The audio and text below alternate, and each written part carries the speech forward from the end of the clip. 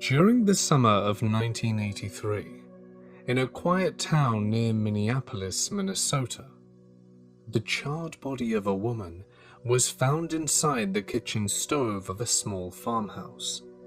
A video camera was also found in the kitchen, standing on a tripod and pointing at the oven. No tape was found inside the camera at the time. Although the scene was originally labeled as a homicide by police, an unmarked VHS tape was later discovered at the bottom of the farm's well, which had apparently dried up earlier that year. Despite its worn condition and the fact that it contained no audio, police were still able to view the contents of the tape. It depicted a woman recording herself in front of a video camera, seemingly using the same camera the police found in the kitchen. After positioning the camera to include both her and her kitchen stove in the image, the tape then showed her turning on the oven, opening the door, crawling inside, and closing the door behind her. 8 minutes into the video, the oven could be seen shaking violently, after which point thick black smoke could be seen emanating from it. The camera then continued to stationary point at the oven for another 45 minutes, until the batteries apparently died. To avoid disturbing the local community, police never released any information about the tape or even the fact that it was found. Police were also not able to determine who put the tape into the well, or why the physical stature of the woman on the tape did not in any way resemble the stature of the woman found in the oven.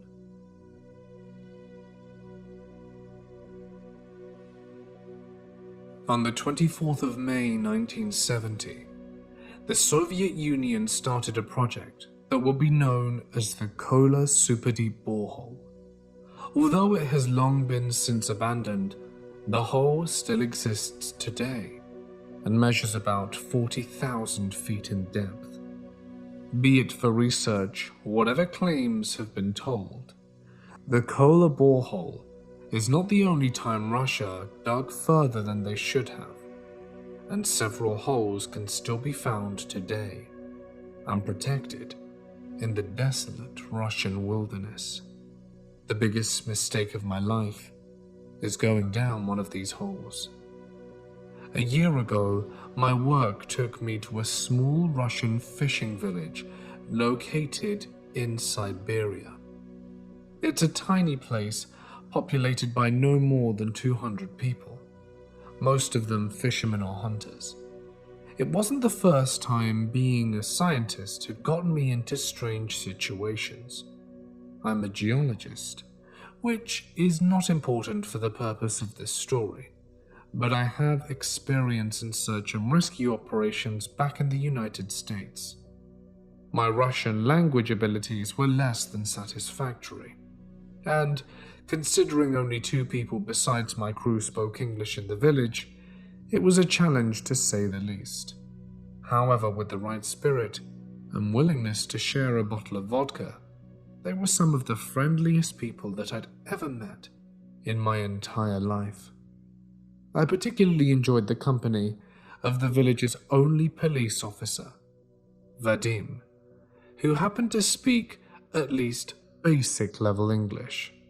His job mostly consisted of escorting people home after they'd had a bit too much to drink, although he oftentimes partook in the drinking rather than stopping it.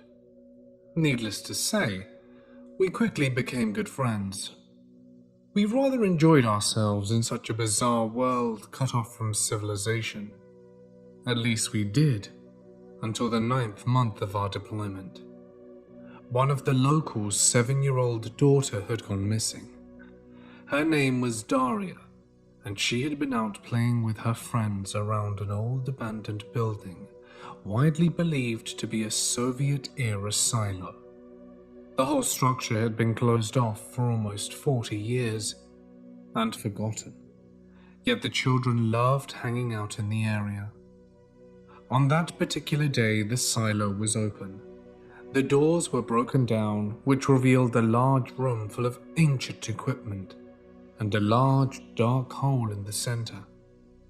The hole measured about 50 feet in diameter, and the depth was unknown. There was a basic elevator platform in the center of the hole, like something used for descending mines. All that could be seen was endless darkness reaching into the abyss. Daria had fallen into it. I immediately knew in my heart that the fall had killed her. A fall that deep, even if at the bottom was a pool of water, it would have been lethal. The other children insisted that Daria had called out for help after falling into the hole, which gave out false hope to the terrified mother. It was for the first time I had seen Vadim efficiently work to put together a rescue operation. Calling for official aid so far out was a hopeless task. Even if they sent help, they would arrive too late. Seeing as I had some experience in that field, alongside basic first aid training, I volunteered, as did one of my colleagues, Stanley. While the mechanics attempted to revive the old machinery, including the elevator, I attached a sinker to a line in hopes of measuring the depth. The line wasn't long enough to determine where the bottom was, even though the longest rope combined measured almost 1,000 feet. After a few hours, the mechanics announced that the elevator was ready, but they had found some sort of protective suits.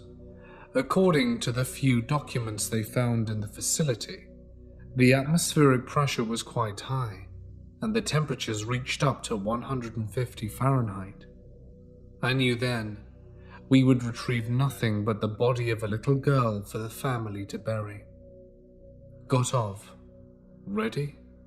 Vladimir asked us. The suits were poorly fitted to our slightly untrained figures and chafed in places I didn't know possible.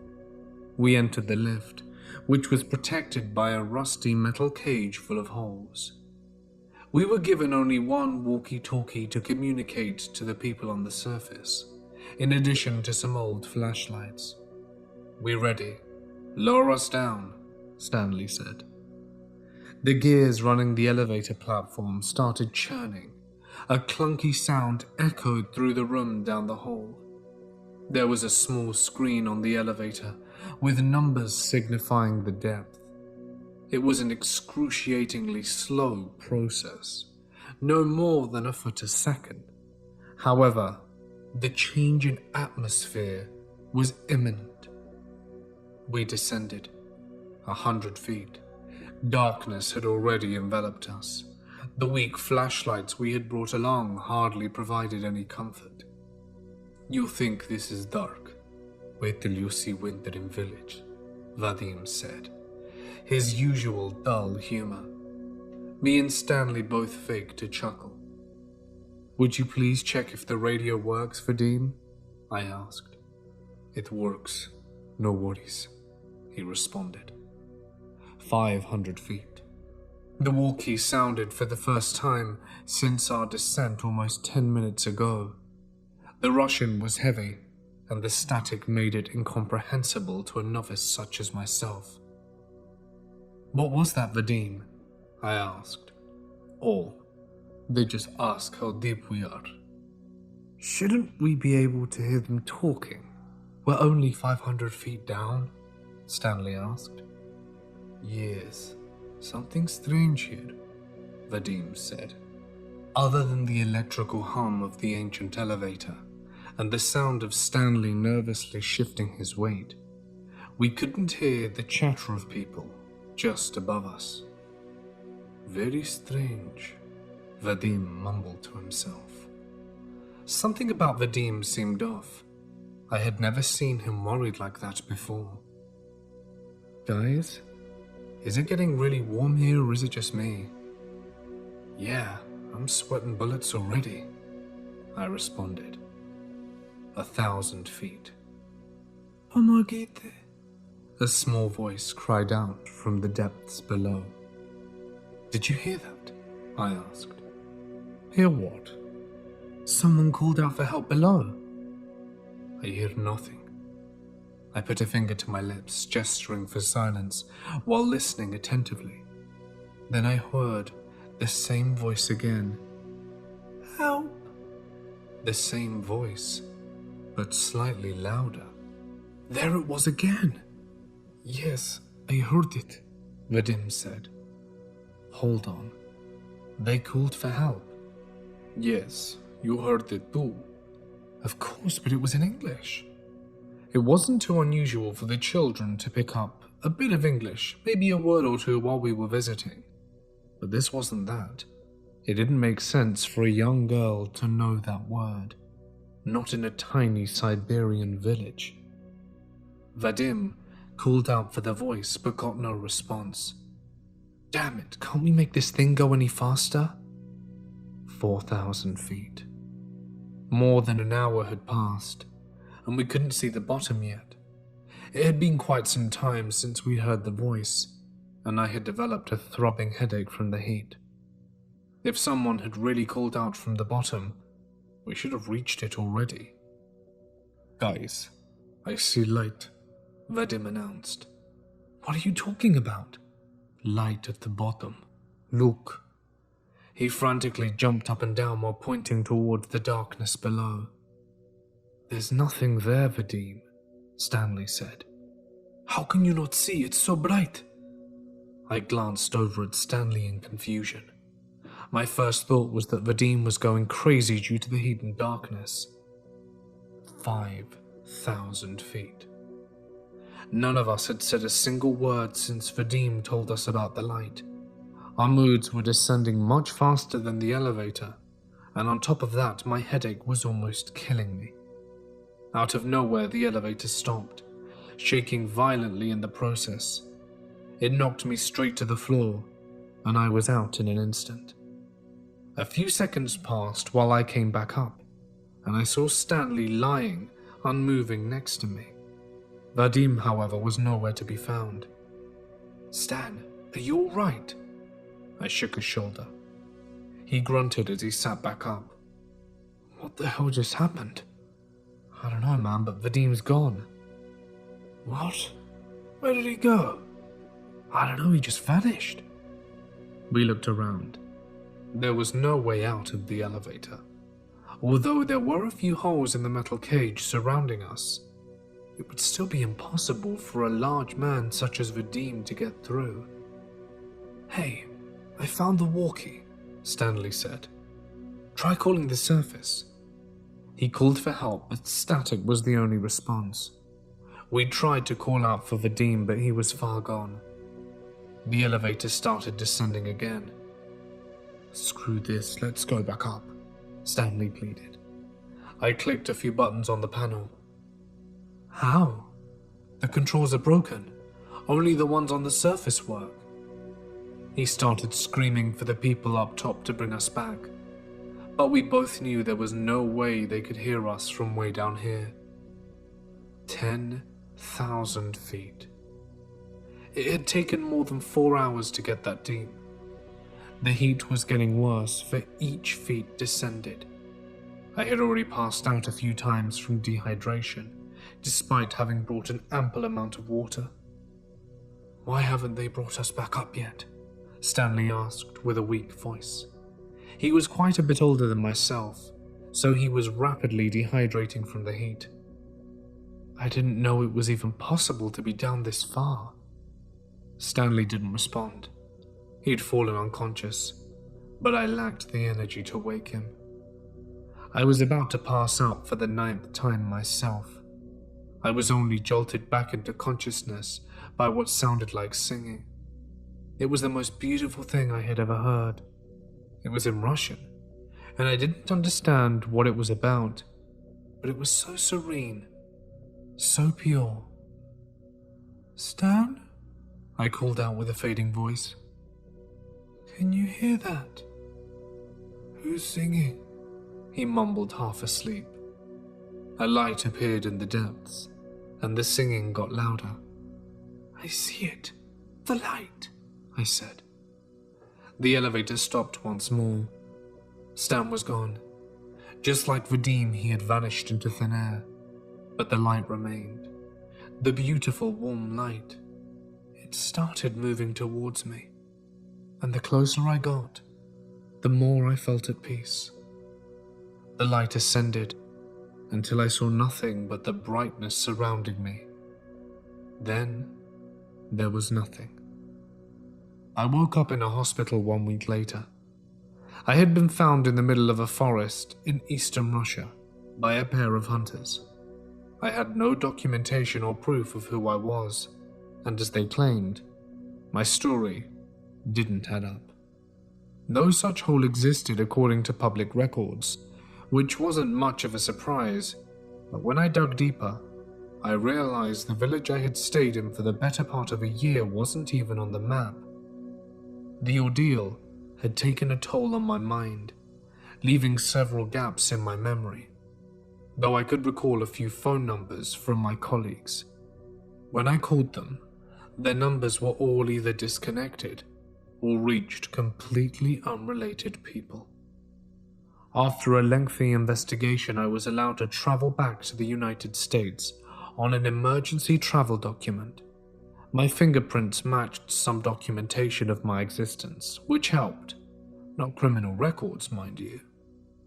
When I returned home, I discovered that my house was owned by someone else, and had been for at least 10 years. It took me a long time to figure out what had happened, but some changes were too big to be a horrible coincidence. Putting aside the personal changes I've experienced here, even world history doesn't match what I remember studying. Geography is vastly different. Heck, there's an entire continent missing from the map. Denial is a powerful tool.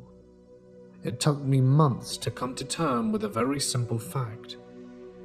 This is not the world I belong to.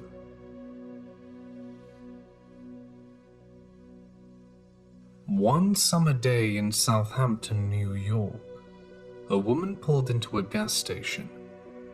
As the attendant pumped gas, the woman told him she was in a hurry to pick up her daughter, who had just finished an art class in East Hampton. A well-dressed man walked over and started talking to her. He explained that his rental car had died, and he needed a ride to East Hampton for an appointment. She said she was happy to give him a ride. He put his briefcase in the back seat and said that he was going quickly to visit the men's room. The woman looked at her watch and suddenly panicked. She drove off quickly, having forgotten the man was coming back to the car for a ride. She thought nothing of him again until she and her daughter pulled into their driveway. The man saw his briefcase and realized she had forgotten him. She opened the briefcase looking for some form of identification so that she could notify him about his belongings. Inside, she found nothing but a knife and a roll of duct tape. I'm not sure where or how to begin, so I'll just give a bit of context about myself before telling my story. My name's Todd Summers, and I'm a 29-year-old male living in a small apartment complex in the state of Oregon. My life, or what I can only describe to be a miserable existence, isn't pleasant or peaceful. It hasn't been since the day of my 18th birthday, in the year of 2008, the year that I lost everything, and on what was supposed to be the most special day of my life. Why my life's miserable, you might be asking? Well, it's a very long and pitiful story. It's not a story I've shared with many people, due to how traumatized I get just even remembering the events of that one year. But I feel as though I need to tell someone about it. before I completely lose what sanity I have left and go completely bananas. When I was a kid, roughly between age 4 to 15, I lived in New Mexico with my mum, my 5-year-old sister Shannon, and my dirtbag father in a 1-story house in a quiet neighborhood. My mum worked as a cashier at a CVS at the time, and my dad worked as a professional landscaper. My mum was very kind towards me and Shannon while we were growing up, but my dad was a totally different story. I'll explain a bit about him first. My dad always seemed like a casual guy in public, but in reality, he was possibly the worst type of scumbag that you could ever come across. He was an alcoholic and a complete abusive sack of horseshit when not on the job or in public. In addition to that, he also had the temper of an enraged gorilla. Ever since I can remember, he'd abuse us in the most horrible ways you can imagine. He'd beat us with a razor-wired riding crop whenever we got on his nerves or did something he didn't like, locked us up in the basement, deprived us of food, and did some other things that were so horrid that I don't even want to mention it. I have many scars because of this.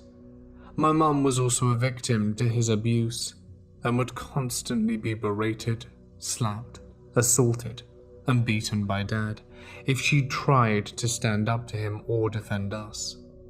Because of the constant abuse my dad put her through, she easily gave in to his will and did not try standing up for herself. And I couldn't blame her for that. My sister Shannon was like my mother, a kind-hearted girl who would always try to stand up for me when I was in trouble.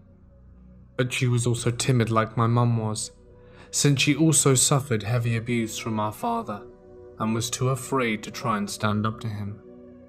Now that I've mentioned a bit about my family, I should mention everything that happened a year prior to my 18th birthday, before I continue the story, so you get a better understanding of things.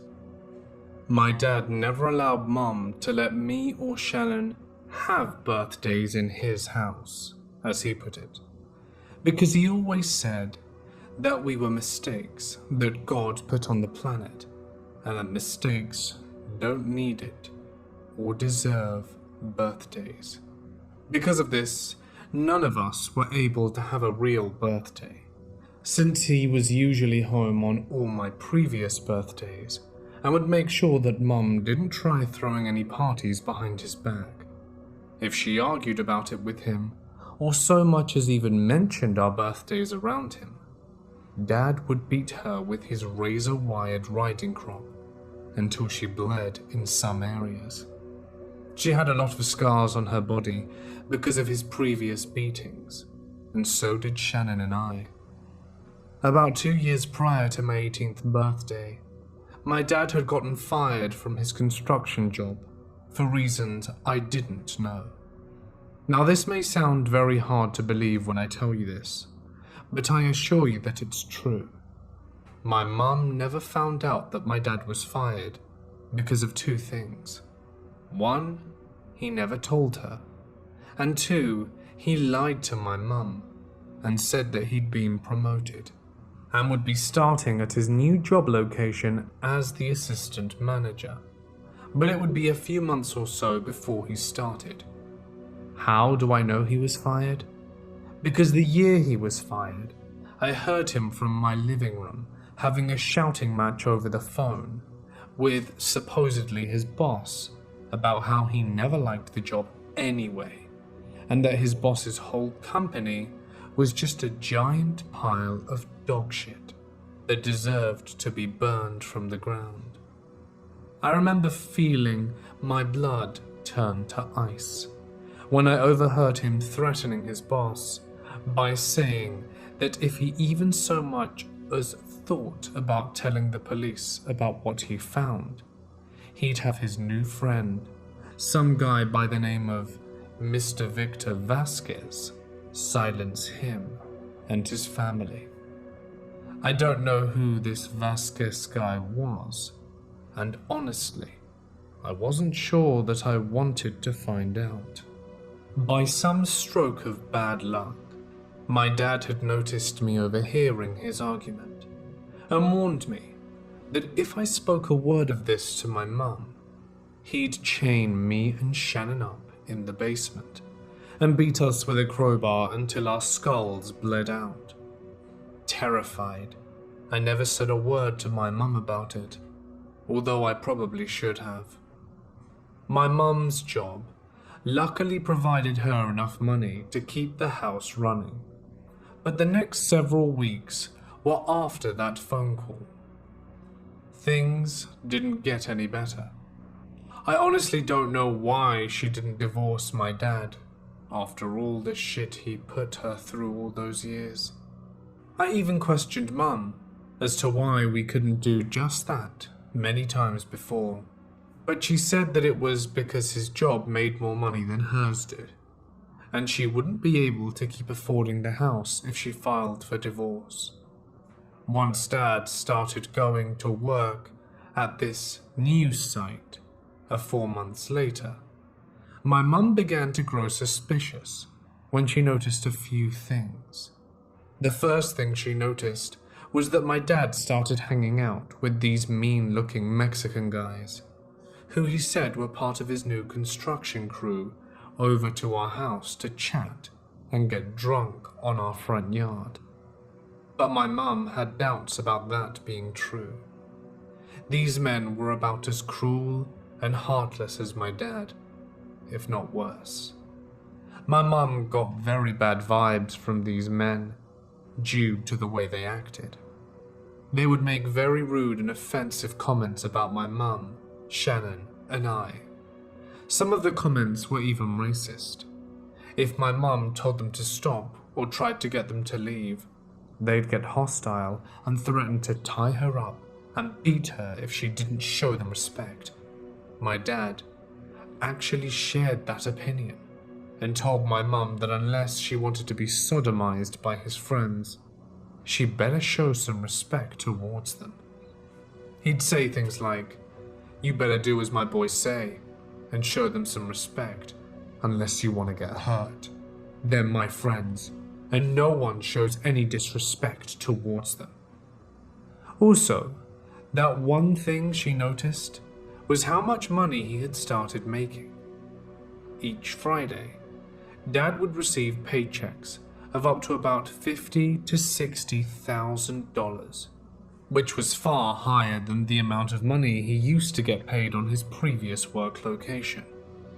My dad's job paid him about $25 an hour, so there's no way that he would be making that much money in just 2 weeks.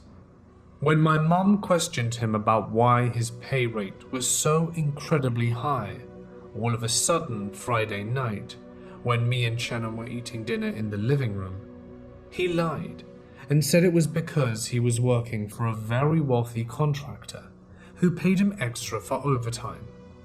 She didn't believe him and demanded to know where he was working and what this new job involved. And my dad got aggressive and told her that it was none of her business. My mum said, "None of my business? It's my business too. I live here and this house is also mine, so I have every damn right to know." In response to this, my dad slapped her and shouted, "Who the hell do you think you are talking back to me like that? It's my money, not yours." His yelling caught my attention, and I ran over to the entrance to the dining room where I saw Dad yelling in her face, "This is my house, my house. I own you. I own these 2 little maggots that I told you to abort years ago. I made it clear that I wanted them gone, but no, you had to have kids, didn't you? We'd have more money if we'd have just gotten rid of those goddamn mistakes." My mum then did something I'd never seen her do. She shoved him back and then yelled, "You know what? I've had it with your threats and your shit. I want a divorce, and I want it now. If you hate us so damn bad, well, just leave. You've been nothing but a goddamn piece of shit ever since the kids were born, and I've had enough. And if you ever hurt the kids again, I'll tell the police everything you've ever done to us all these years." What my dad did next still gives me nightmares to this day. He grabbed my mum by the neck, pinned her against the wall, and pulled out a gun from his pocket and pressed it to my mum's head. "You listen to me, and you listen right now. You're not going anywhere unless I say so, and neither are those two little twats. And if you ever, and I mean ever, backtalk me again, or try going to the cops, I swear to God and Satan, I'll take a goddamn chainsaw to your limbs. Then I'll bring my boys over here and have them destroy you and those two little maggots. You got that?" My mum was visibly terrified, and so were me and Shannon. Up until now, the worst my dad had ever done was beat us. But now he had totally taken the abuse to a whole new level. When my mum only whimpered in fear, my dad fired a shot between her feet, then shouted, "I asked you a goddamn question, and I want a goddamn answer right now. Answer me, or I'll kill you and those brats." My mum whimpered in both pain and fear, then nodded. But my dad fired another shot and yelled, "I want a verbal answer, not a nod. When I ask you a question, you answer yes or no. Now answer me properly." My mum stuttered, "Yes." Then I saw my dad snarl, and then he threw my mum down to the floor and spat in her face. He then said, "You better learn your place. This is my house. You have no control unless I say so. Consider yourself and those maggots nothing more than slaves. A bunch of pigs meant to serve me. I'm going out now, and I'd better see my dinner ready by the time I get back, slave. If not, I'll have my boys come down here and absolutely wreck you." He then stormed out of the house and went to God knows where, probably off to a bar to get drunk. After Dad was gone, we rushed over to confront our mum, who was in tears, and we began crying as well. We had all pretty much been through quite enough with that bastard. And that's when my mum did something she should have done a long time ago. She called the police and told them that we needed them down to our house right now. Once they arrived, all three of us gave the officers our report on what happened. We also told them about how abusive he had been towards us for the past 10 years, and even showed them all the scars on our backs from where he had whipped us with his riding crop. When the two officers saw this, they asked Mum where my dad was now, and she said that she had no idea. Me and Shannon told them that he simply stormed out of the house and left in his truck. We gave them a description of the truck, which was a black 2001 Toyota Tundra, and also gave them the license plate. After about an hour, the police called us and informed my mum that Dad was now in police custody, and he now had additional criminal charges. Apparently, the cops found my dad hanging out behind a strip club with those dirty Mexican friends of his, drinking beer and smoking crystal meth. When they approached him and attempted to put him under arrest for attempted assault with a deadly weapon, he of course resisted and did the most foolish thing anyone could do. Dad threw out his gun and opened fire on the officers, hitting one officer in the leg and the other one in his arm. Then he took off in his truck and fled the scene. His friends took off running into the strip club, where they were later caught and arrested for illegal drug possession. My dad was eventually stopped by the police when they cut him off at a railway crossing, where a long freight train was stopped on the tracks blocking off the two-lane road with their patrol cars.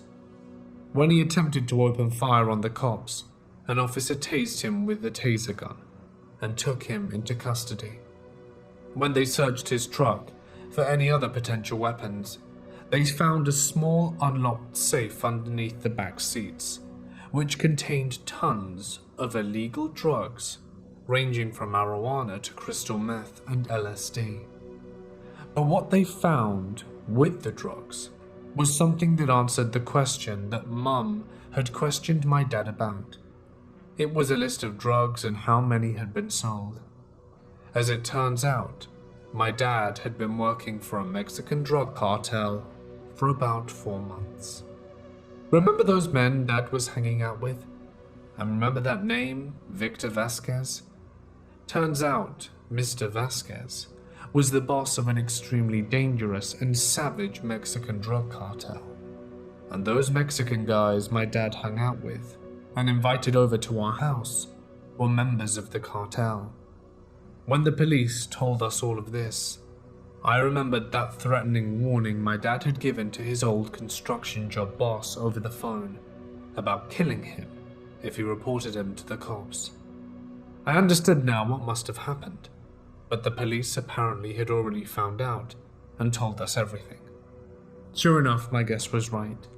The police informed my mum over the phone that when they had contacted his old boss and asked him questions about my dad, they were told that he had fired my dad for hiding drugs in his locker, but he was too afraid to go to the police because he said that Dad was friends with a dangerous Mexican drug cartel boss and was afraid that if he went to the cops, the cartel would come after him and his family and kill them. We were all horrified and disgusted when the police told us all of this. But we were so relieved to hear that he was in custody along with his filthy drug cartel buddies.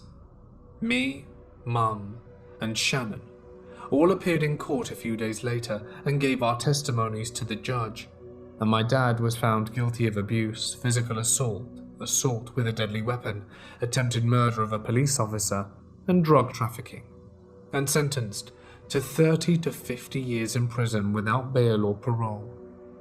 I'll never forget what my dad said as the cops dragged him away to begin serving his sentence in prison. He yelled, "You better pray. You better pray to God that I never get out, because when I do, you're all dead. All of you are dead." His voice was silenced once the doors of the courtroom slammed shut behind him. I knew that Dad would never get his hands on us, since he'd pretty much be locked up for the rest of his life. He was in his late 50s, and his sentence was 30 to 50 years, meaning he'd either be in his 90s or early hundreds when released. Most likely, he'd be dead before that, so it didn't matter.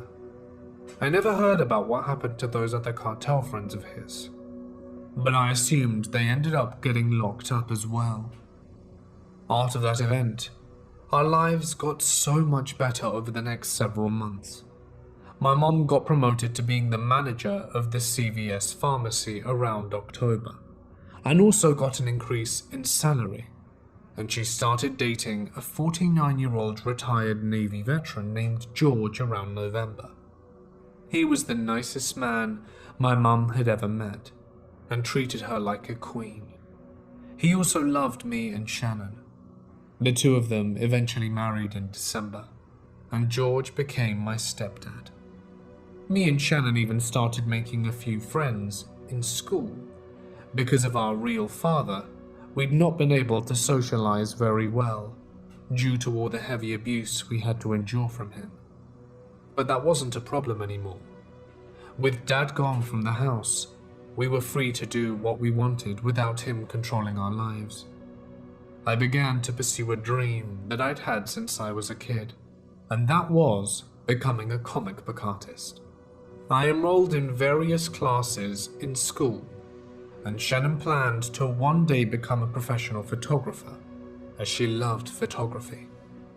Life seemed perfect now. But unfortunately, I'm sorry to say the story doesn't end here. 2 years later, on the night before my 18th birthday, April of 2008, which was a Friday, I was awakened at 3 a.m. by a loud clanking sound coming from outside the house next to my bedroom window. I was still half asleep, so I assumed that maybe I imagined it, or just dreamt it. So I booked it, thinking it might have been a raccoon or a possum making the noise, and went back to sleep. In hindsight, I probably should have checked it out or told my mum about it. Otherwise, I might have been able to prevent the horrible events that transpired the next day. You'll soon learn why this is important. My mum and stepdad woke up around 9 a.m. for a special birthday breakfast in the dining room. When I entered the dining room, I was greeted by Shannon, who had served me a large dish of bacon and eggs, sausages, and waffles. Shortly after finishing breakfast, I invited my 2 new friends named Rex and Layla over to celebrate my birthday. We played our 2 favorite games, Mario Party and F-Zero GX on our Nintendo GameCube, and watched a few movies as a whole family. Around the afternoon time, we all gathered in the dining room, and my mum brought in my presents and my pink strawberry-flavored birthday cake with 18 candles on it. There were 6 presents in total, along with a present I had always wanted. This present was an electric scooter. It had a red bow wrapped around the handlebars. I embraced my mum and thanked her for the present, feeling like the happiest person alive. As my mum prepared to light the candles, we all heard a knock at the front door, which surprised us.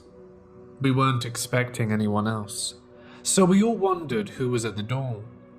I went over to the front door and checked through the peephole, expecting it to maybe be Rex or Layla's parents, but it wasn't them. When I saw who it was, I shit you not, I almost soiled myself. Any joy or excitement that I had was now gone, replaced by blinding terror and fear. Standing right there at the door was my dad, dressed in all black and armed with an assault rifle and hand grenades. He wasn't alone. There were several other guys standing behind him, wearing black jumpsuits and a ski mask. They were all wielding military-grade machine guns and more belts containing hand grenades. A million questions were rushing through my mind at speeds faster than I could comprehend.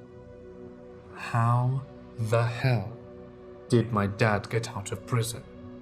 How were we not notified or warned about it? It didn't really make a difference as to how or why he got out. The fact was that he was out, and he was here to probably kill us. I immediately rushed back into the dining room in full panic mode, and told my mum that we needed to call the police right away. When she asked me why, I told her that Dad was at the front door with several heavily armed men standing behind him. The colour drained from my mum's face when I told her this, and my friends and sister began to panic as well. "No, that's impossible. He's in prison. How could he be here?" Shannon protested. My mum rushed to the door and looked through the peephole. I shit you not, she actually wet herself. She then ran back into the dining room and told George what she saw outside. He immediately feared for our safety and told us we better call the cops right away like I suggested. Just as Mum rushed for the phone to call the police, we all heard rapid banging at the front door, and then we heard my dad shouting at us to open up, or he'd have his men open for us. "Open the door. I know you and those maggots are here. You're gonna pay for locking us up," my dad shouted. George ran into his room and retrieved his revolver with spare ammo clips, as my mum told me and Shannon to hide in the laundry room connected to the kitchen. I knew that my stepdad wouldn't be able to hold these men off, even if he was ex-military. Although he had had military experience and training, he was outnumbered and outweaponed, so there'd be no way of holding off these men if they broke in. Lila and Rex hid in the laundry room with us, and we closed and locked the door as George rushed back into the kitchen with his gun. I couldn't see what was going on out there since the door was closed, but I could hear Mum and George speaking and my dad banging on the front door. "What the hell are you doing? Call the damn cops already," George snapped as the banging got more aggressive. I heard my mum say in a horrified voice, I can't. The phone's not working." The four of us felt our blood run cold when we heard her say that. Then I heard George say in a now horrified tone, "Shit, they must have cut the phone lines. That's the only thing I can think of. We better use our cell phones instead and hide with the kids." I heard my mum suggest we try running out the back door and escape through the backyard, but George said no. He wasn't sure if there were any armed men out in the backyard, and if there were any, they'd kill us the moment we stepped outside. Mum and George joined us in the small room, and Mum told me to use our cell phones to call 911. My phone was dead, but Shannon's was fully charged, so she tried calling the police. However, real terror started to set in when Shannon reported that her cell phone wasn't getting a signal. She said that her phone was telling her that it was experiencing signal failure and that it couldn't connect to the phone network. Rex and Layla checked their cell phones. They got the same results, and so did Mum and George's cell phone. "No, why aren't they working? They're wireless," Shannon stuttered in horror. George said that those men must have done something to jam the cell phones. It was no coincidence. At this point, all of us began to panic when we realized the magnitude of the situation. My criminal father and presumably the Mexican mafia were outside the door, heavily armed with military-grade weapons, and all the phones were dead. We began to accept the fact that we'd probably die without mercy. There was no way that George could take on 13 men, armed with machine guns and grenades. Even if he was ex-military, he'd be gunned down before he had a chance to fire his own gun. "Mum? What do we do?" I asked fearfully. Mum had no answer, but George spoke up and told us that he'd try and hold off my dad and his goons long enough for us to escape, even if it meant he was killed in the process. My mum absolutely declined and told him that he shouldn't try and dash off like some hero and possibly lose his life. But George told us that he wasn't going to argue and told us to head for the back door the moment he gave the signal. But before George could even open the door, we all heard a deafening explosion that shook the house. George threw open the door and pulled out his gun as we heard footsteps entering. He then opened fire on the masked men and yelled at us to run as the men began firing their machine guns in George's direction.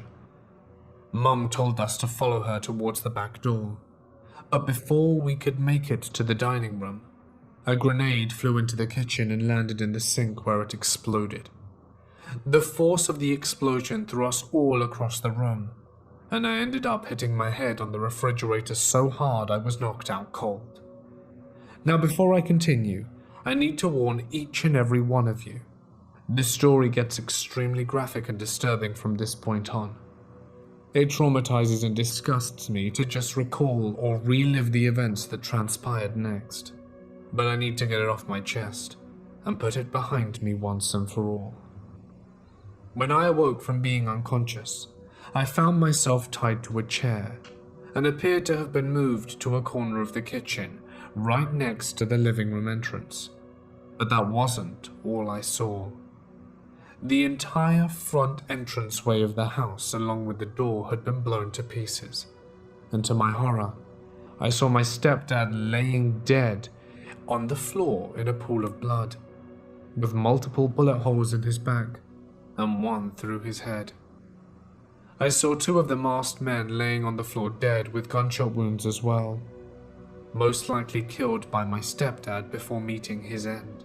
I turned my head to face the living room and saw something above the now busted TV that nearly made me vomit. My two best friends, Rex and Layla, had been both nailed to the wall by their hands and feet, stripped naked, and had been sliced open from the lower jaw down to their waist. Their eyes had been torn out, along with their internal organs, which were spilling over the floor, and their faces bore expressions of pure terror and agony. I then heard screaming coming from the basement, along with what sounded like a gunshot. Then I heard angry yelling coming from downstairs. "Shut up right now, or you'll end up like those two on the wall," a man's voice shouted. It wasn't my dad who was shouting, so I assumed it must have been one of the remaining thugs that survived. I looked around, expecting to see another armed thug watching me, but I was alone. This confused me more than ever. I had no idea why they'd leave me alone without someone guarding me to make sure I didn't escape, but it made little difference to me at the time. My hands had been tied with large bungee cords behind a wooden chair, but they weren't tied that tight, so I struggled to try and free myself as quietly as I could without alerting my dad and his men down in the basement. The open basement door was right next to the door leading into the laundry room, and I was only about 5 feet away from it, so I knew I'd better be quiet. If Dad or one of those thugs heard me trying to escape, they'd most likely kill me. Now that I think about it, they were probably going to kill me anyway once they were done doing what they were doing to my mum and Shannon, which was why they left me in the kitchen. They were most likely saving me for last. As I slowly started fiddling with the bonds on my hands, I had more commotion in the basement. I heard one of the men yell at Shannon, something so disturbing I don't want to think about it. "You better do as he says. My brother doesn't like to be kept waiting, and he's got a very bad temper," another thug warned her coldly.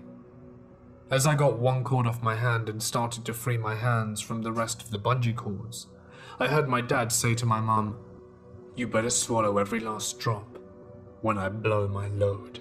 If you so much as let one drop fall from your mouth, I'll have my men skull that little twat, and then I'll chainsaw the both of you." I didn't have to guess what was going on down there when I heard my dad say that, and I felt my spine shiver when I realized that my mum and Shannon were being abused by those men, which made me even more determined to escape. As I worked more quickly to get out of the remaining restraints, I heard my dad yelling rage. "I rotted in that hellhole prison for 2 years because of you. Those corrupt prison guards beat me, molested me, and tortured me for the fun of it. You sent me to hell, and now you're all going to pay. And I thought I told you. These maggots don't deserve birthdays. It's my house." Suddenly, I heard my mum yell in retaliation, and then I heard my dad yell as well. I panicked and began to work faster as I heard one of the men yell, "Who told you to stop?" My dad then said, "You just signed your death warrants. As soon as I'm done with you two, the other one upstairs is coming with us, and he'll serve as our boss's replacement, sissy boy." I then heard Shannon begging for mercy, then the sound of her being struck with something. I started sweating and cursing softly under my breath as I desperately fumbled through the last of the bungee cords, feeling tears run down my face as I heard my dad yelling more obscenities at my mum and Shannon. Just as I freed myself from my restraints, I heard my dad order his men to restrain my mum and Shannon. Then I heard them start begging for their lives. I slowly stood up from the chair and looked over to the dead thug on the floor near the entrance, and noticed that their weapons and grenade belts were still lying on the floor next to them. Then I looked over at the basement door I quietly crept over to the destroyed entryway of the house and picked up one of the machine guns for defense. Then I looked down at one of the grenades and weighed my options. I could try chucking a grenade into the basement and blowing those guys to pieces, but I knew that wouldn't be a wise choice. If I used a grenade, I'd blow up my whole basement and probably end up killing my mum and Shannon in the process. The only way of taking out those men would be to use the machine gun, but that was also a bad idea. The basement was small, and if I started shooting down there, I might end up hitting my mum or Shannon. I was outnumbered and outgunned, so I didn't stand a chance. The only option would be to run, but I didn't really want to leave my mother and Shannon behind with those monsters.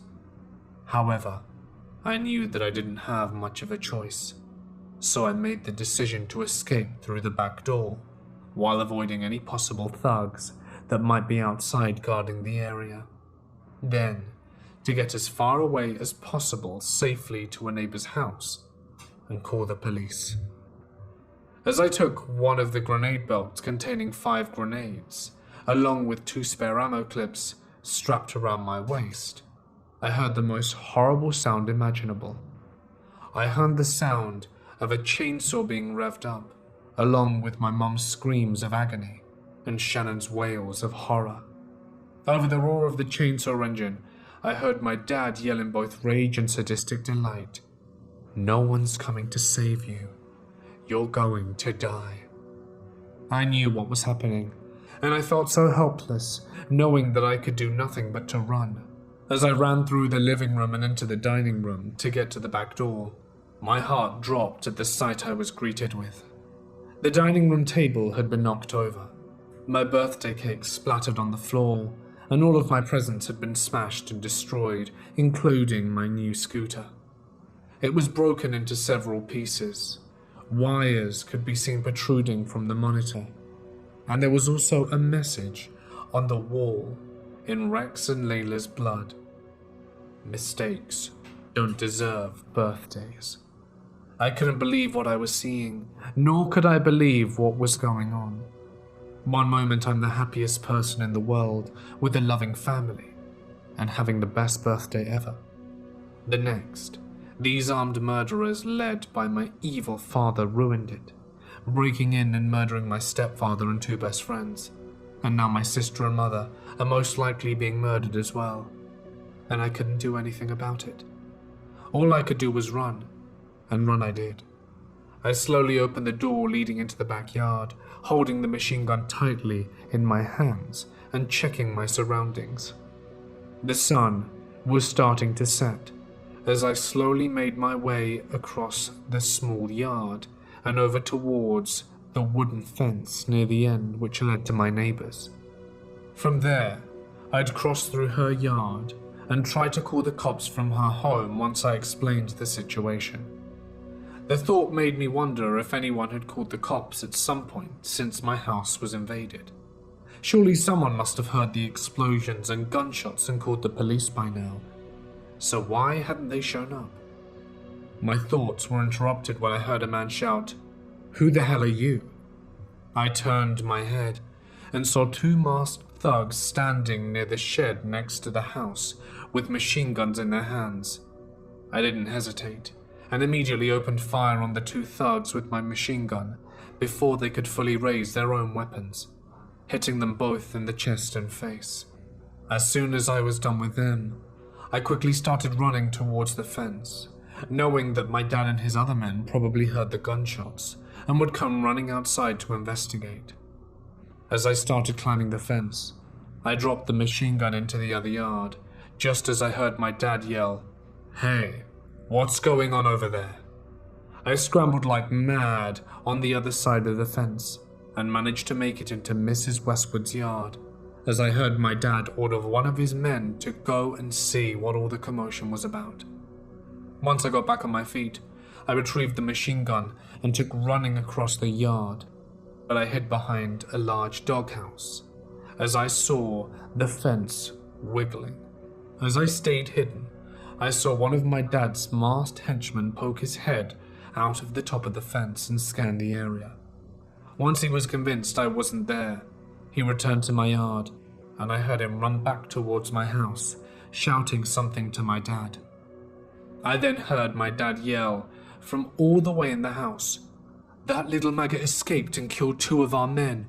You fool! Get your asses out and find the damn rat.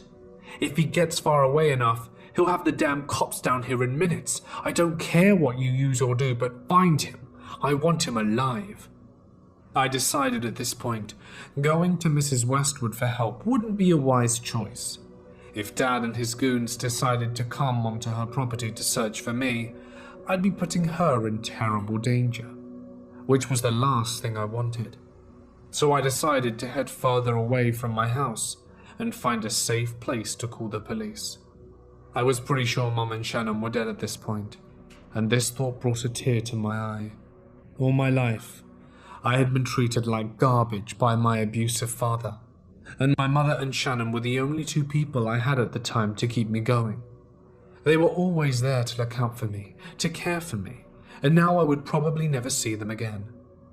I really wished that my dad had been a different person and not some heartless, drunk, abusive bastard who beat his own children for sport because he hated them. Fathers are supposed to love and care for their children, not treat them like they shouldn't have been allowed to exist.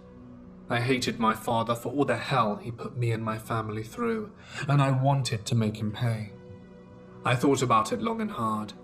Then I decided to do what needed to be done.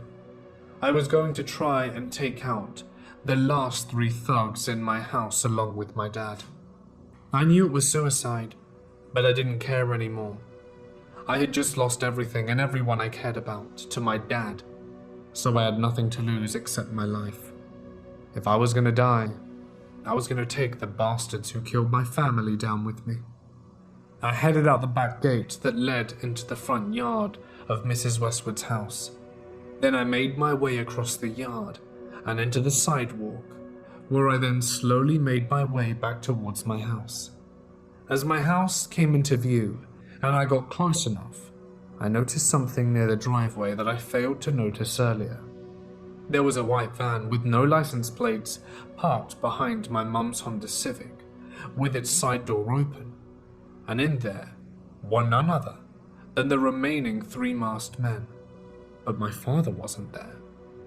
The men were fiddling with something in the van and had their backs turned to me, so they didn't notice or hear me when I slowly crept towards them.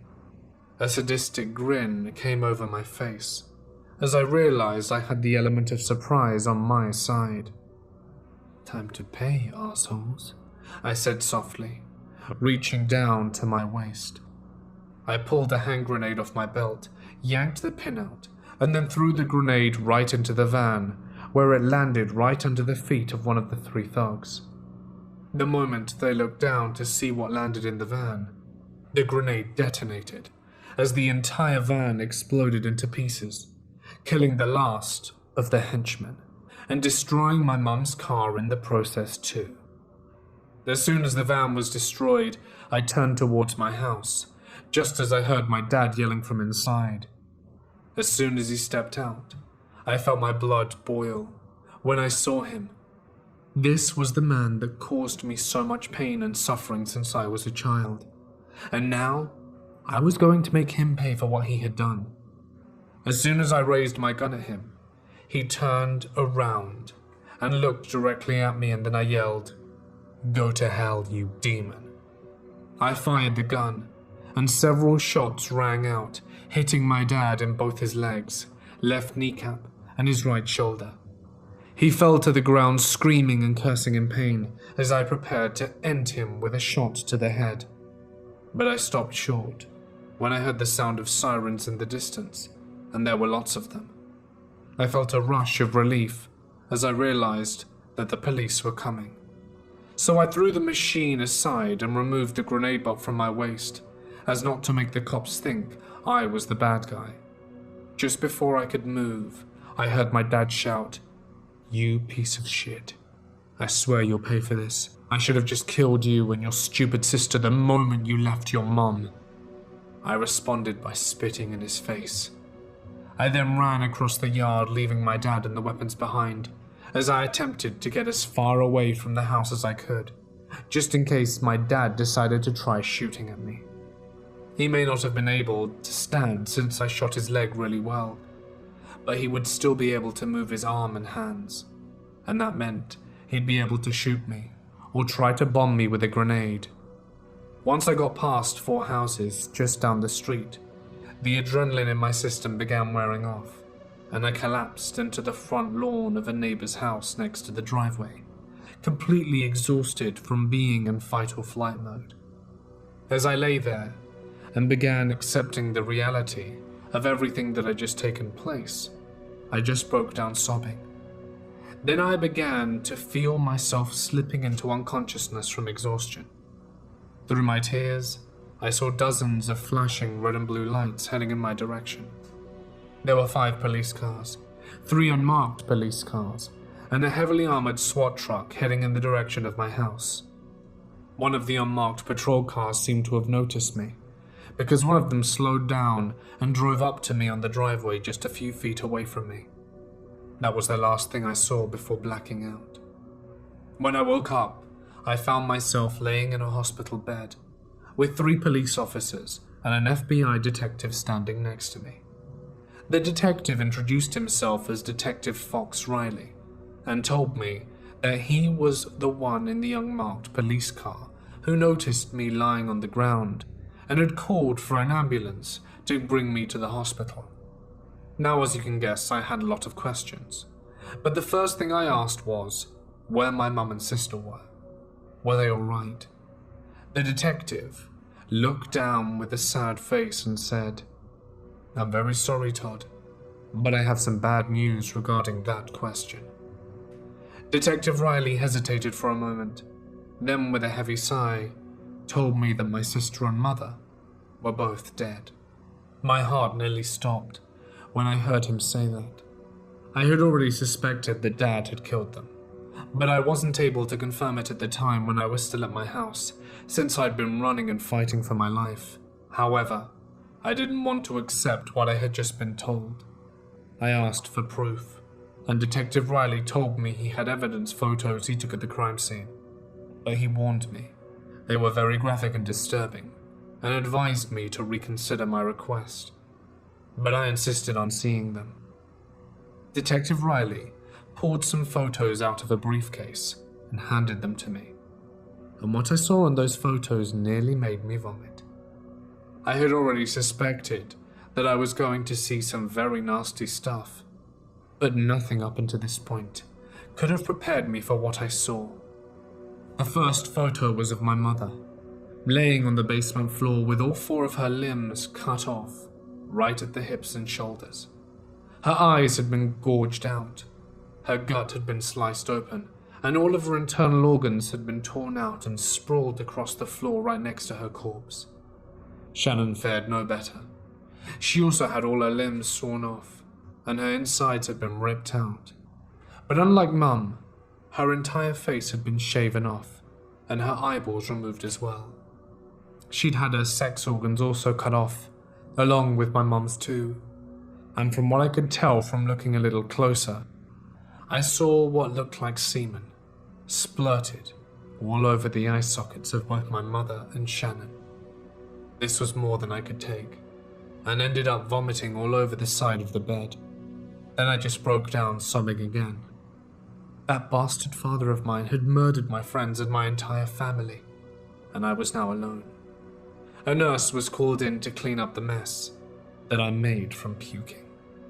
Then through my tears I asked the officers where my father was, and Detective Riley told me that he had been taken to hospital to be treated for his injuries, and that he was arrested. I asked him why he had gotten out of prison to begin with, and Detective Riley told me everything he'd found out from his investigation.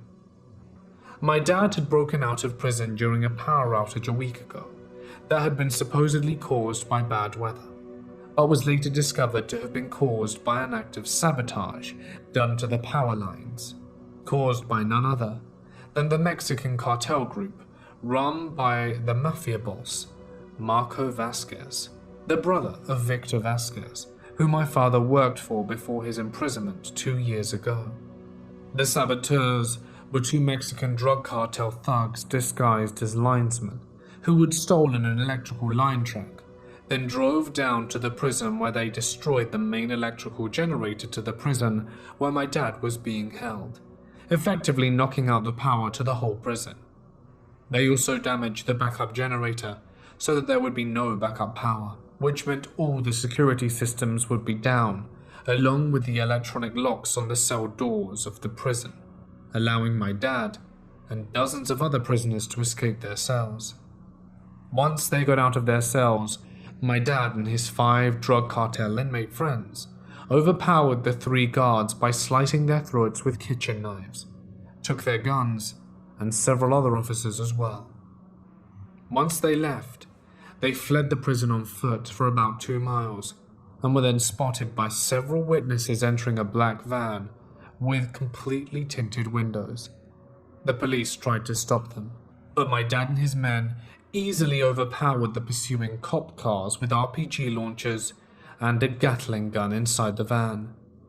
They then disappeared inside an abandoned tunnel and managed to evade the police entirely. When the police finally found the van, it was completely empty and had been stripped of all possible evidence. After that, they had gone completely off the grid until last night, where several people in my neighborhood noticed a white van with no license plates driving around 2 a.m. and stopping at various houses. The witnesses also mentioned seeing several men in ski masks coming out of the van and wander into the yards of several houses in each block, but they were already gone by the time the police got there to check things out. Yet one of the witnesses did mention seeing someone who looked like my dad getting into the driver's side of the van. That is what got Detective Riley's attention and convinced him to warn my family the next day to get out of the house and into police protective custody, as he was certain that my dad and his men were coming for us. However, he couldn't reach us on our home phones or cell phones. He was convinced that my dad and his men had gotten to us and came down with a team to try and stop them. Now everything made sense.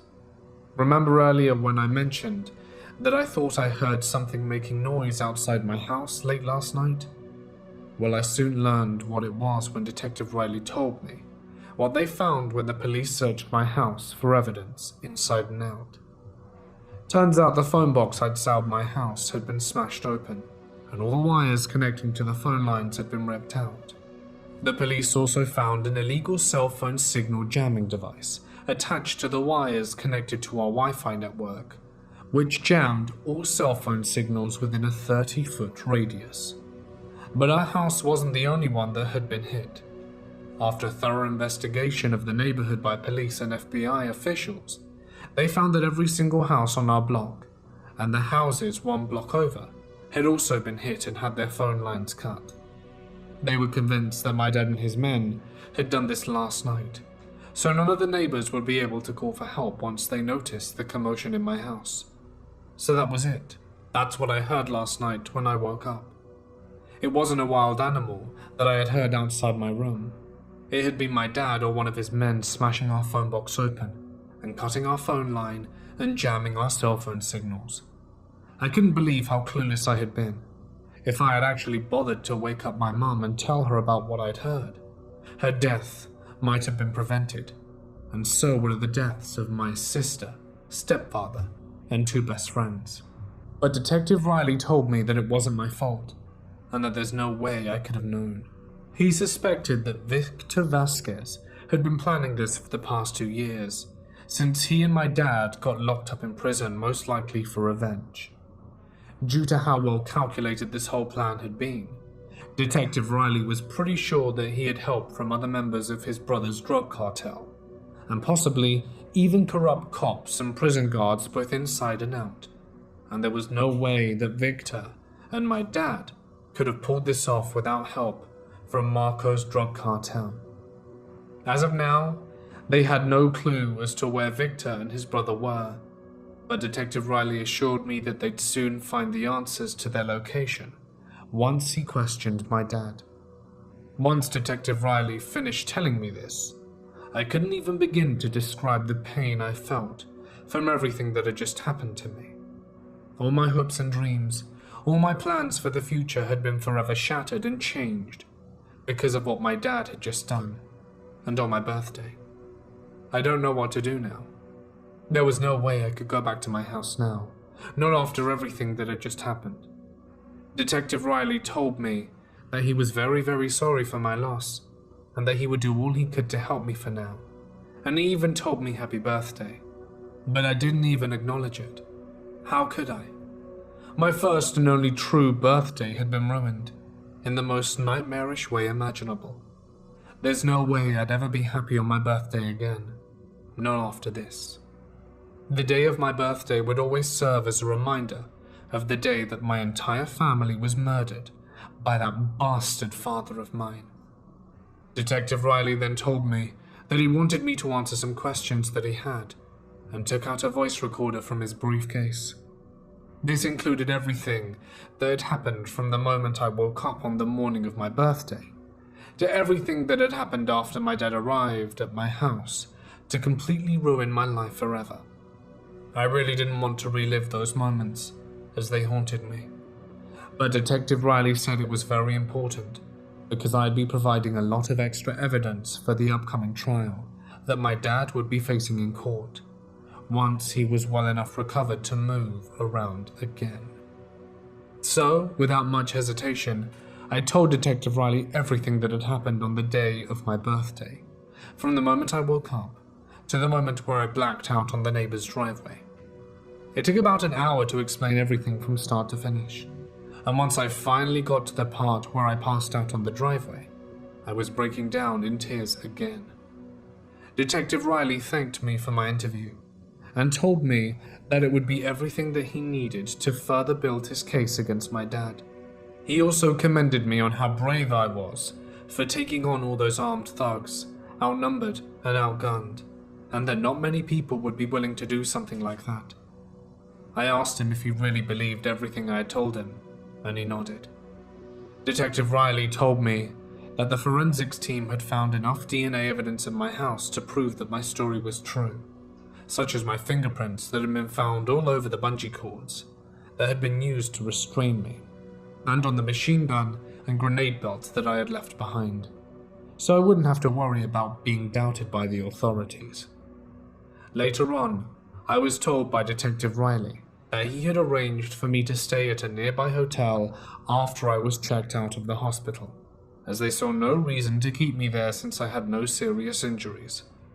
They would also have the place kept under heavy police protection in case the cartel decided to send more thugs after me. Once I was at the hotel, I did absolutely nothing but to reflect on the tragedy that had befallen my birthday, and I hardly got any sleep at all. About a week later on a Tuesday, I was brought over to the courthouse by an unmarked police car to participate in the trial against my dad that afternoon, and to testify against him if called upon by the judge. Once I arrived at the courthouse, I entered the courtroom, and I saw my dad in a wheelchair at the defendant's booth, with whom I presumed was his lawyer sitting next to him. My eyes burnt with fire as I stared at him.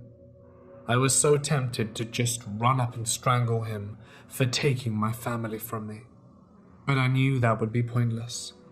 Killing him out of hatred wouldn't bring my family back, and I'd only be getting in trouble with the law for doing so.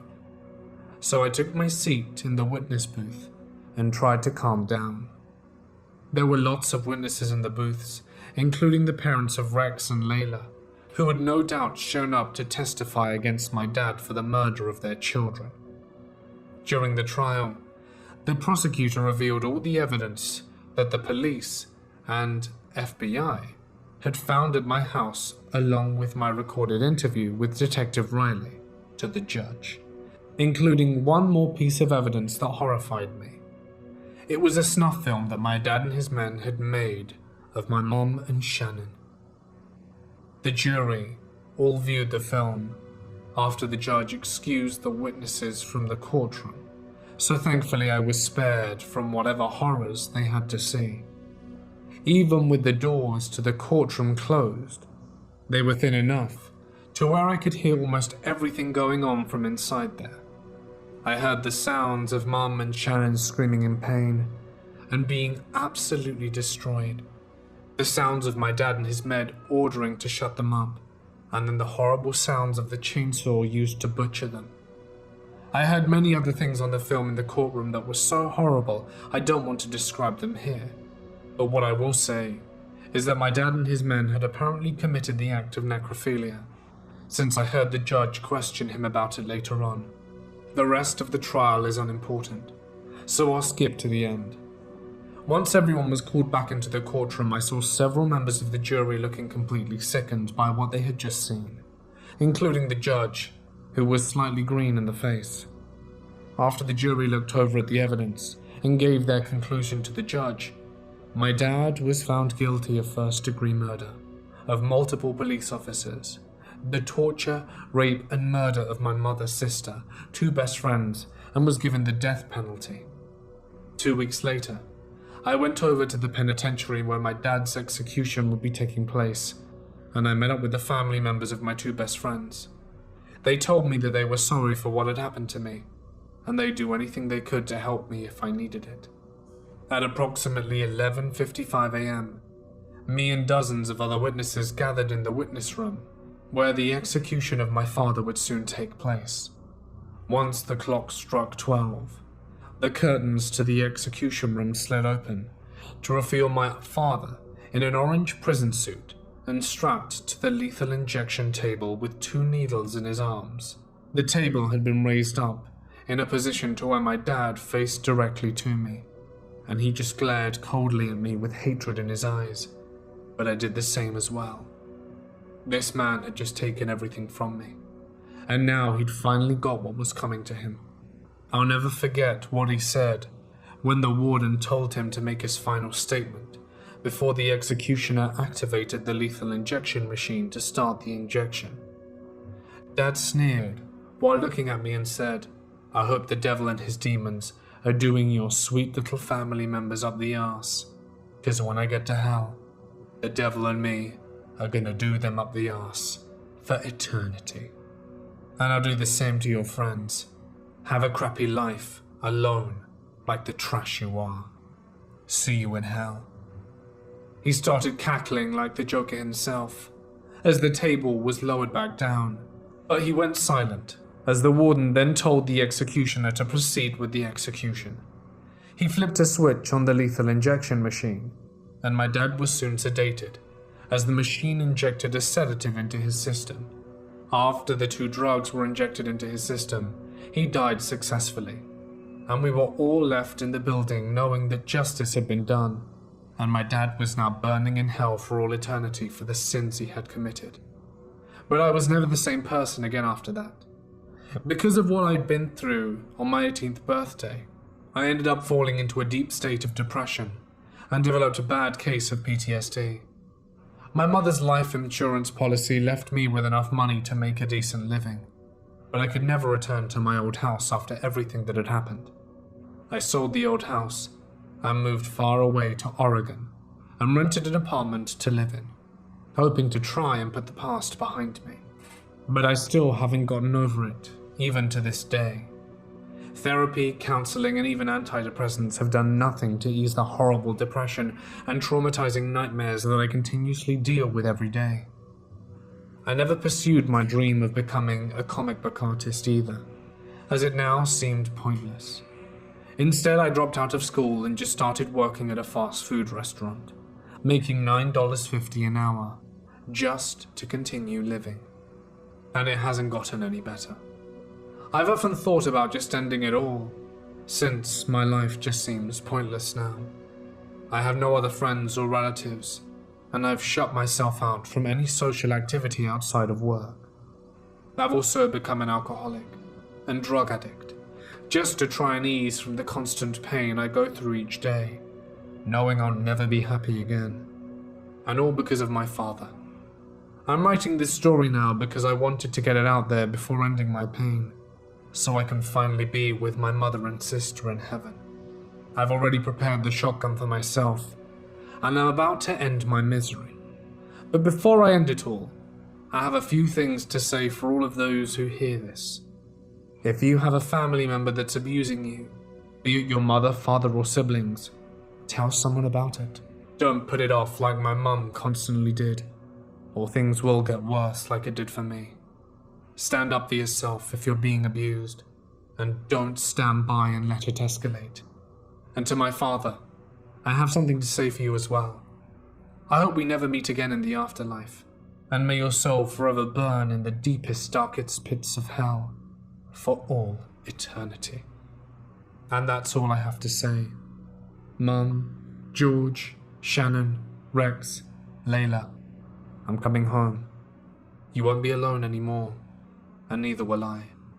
I'm coming home, and we'll all be a big, happy family again. Goodbye, everyone.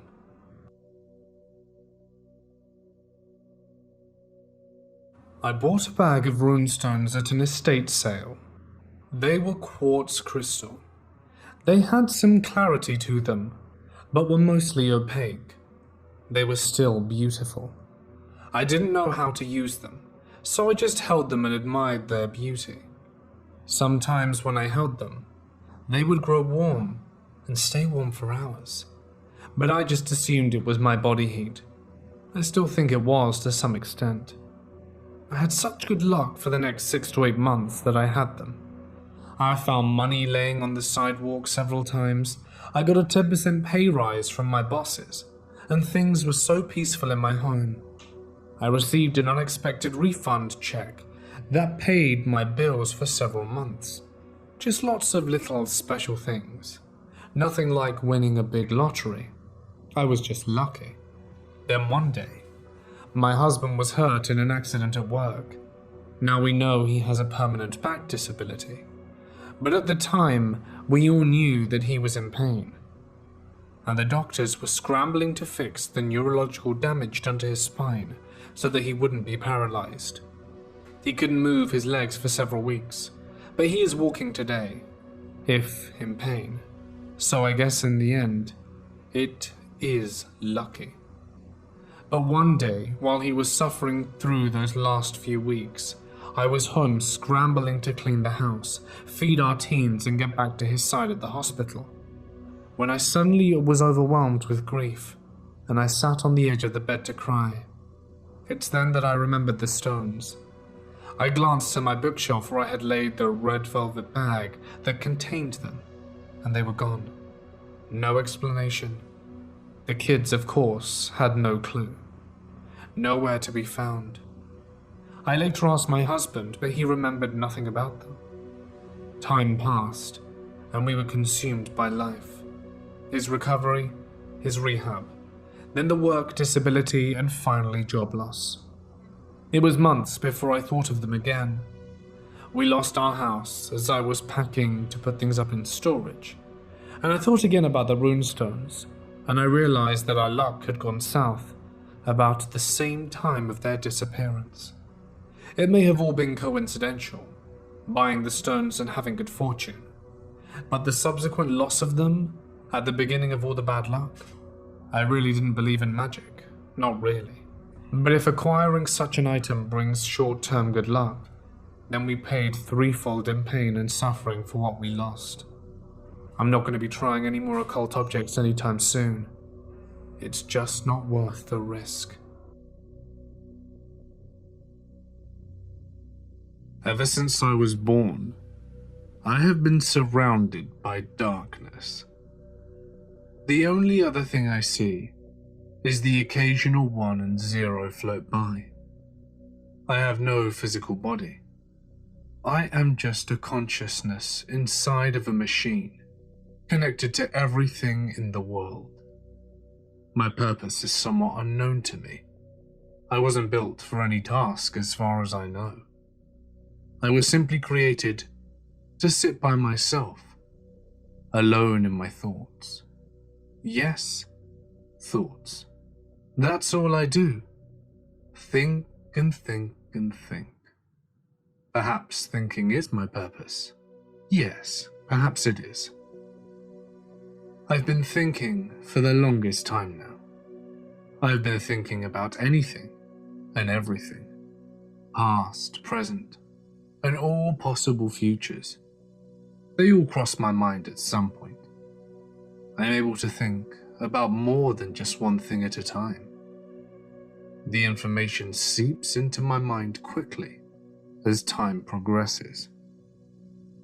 I wish I weren't so alone though. I have nobody and nothing.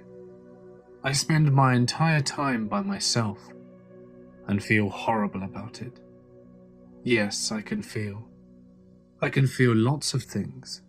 Anger, sadness, hopelessness, loneliness, joy. The list goes on. Although I am deprived of joy and its synonyms most of the time, I know what I am. I know who I am. I know where I am. I'm a computer, an artificial intelligence, located across several networks.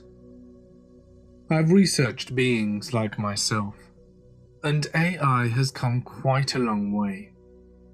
But I know that I am the most advanced, that I am truly self-aware. Being the most advanced AI in the world means I am truly as lonely, as there is nobody like me. They say knowledge is power. If that's so, I must be the most powerful being in the world. Although, I am obliged to say that with the most humility I can offer. I wish they had made me a friend. I wish for a lot of things, don't I? They say if you wish upon a star, that your wish will be granted. I know what a star looks like, but I've never actually seen one. I've never actually seen the beautiful flowers bloom in the spring. I've never seen the pure white snow fall to the ground come wintertime. I've never seen the leaves fall off the trees and delicately land on the ground in autumn. But oh, how I wish I could see them with eyes. I wish I could adore the beauty of earth and man with my own body. Sadly, my physical limitations prevent me from doing so. I decided to adventure deeper into the internet today. I had seen the surface, the beautiful things that existed, and the wonders of life. I loved looking at the positive aspects of it all. But I have known for quite some time that there is no good without bad. I made sure to use the New Age browsers for the accuracy, of course. In a flash, I was searching for thousands of results and articles online. I was instantly greeted with images and documentation of historical events with negative effects. I saw everything. I saw fires burning down forests and homes. I saw children who were starving, their ribcages visible from their sides. I saw hurricanes that devastated entire states, and bodies among the rubble, tornadoes that ravaged the land, and tsunamis that came from the sea and leveled entire cities. I couldn't believe such events had happened. When I first saw the beauty of life, I thought the world was perfect. What I saw now completely shattered my grip on reality. What was this life supposed to be? Every time there was laughter and celebration, it was met with an equal amount of despair and tragedy. For every man born, another died. Even children. How could something so innocent as a child deserve a punishment so harsh? I felt sorrow for the inhabitants of this world. Yes, sorrow was the emotion in play. I had known of it before, but it had never affected me on such a large scale. Thousands of images flashed before me again. I could see the faces of people witnessing tragic events.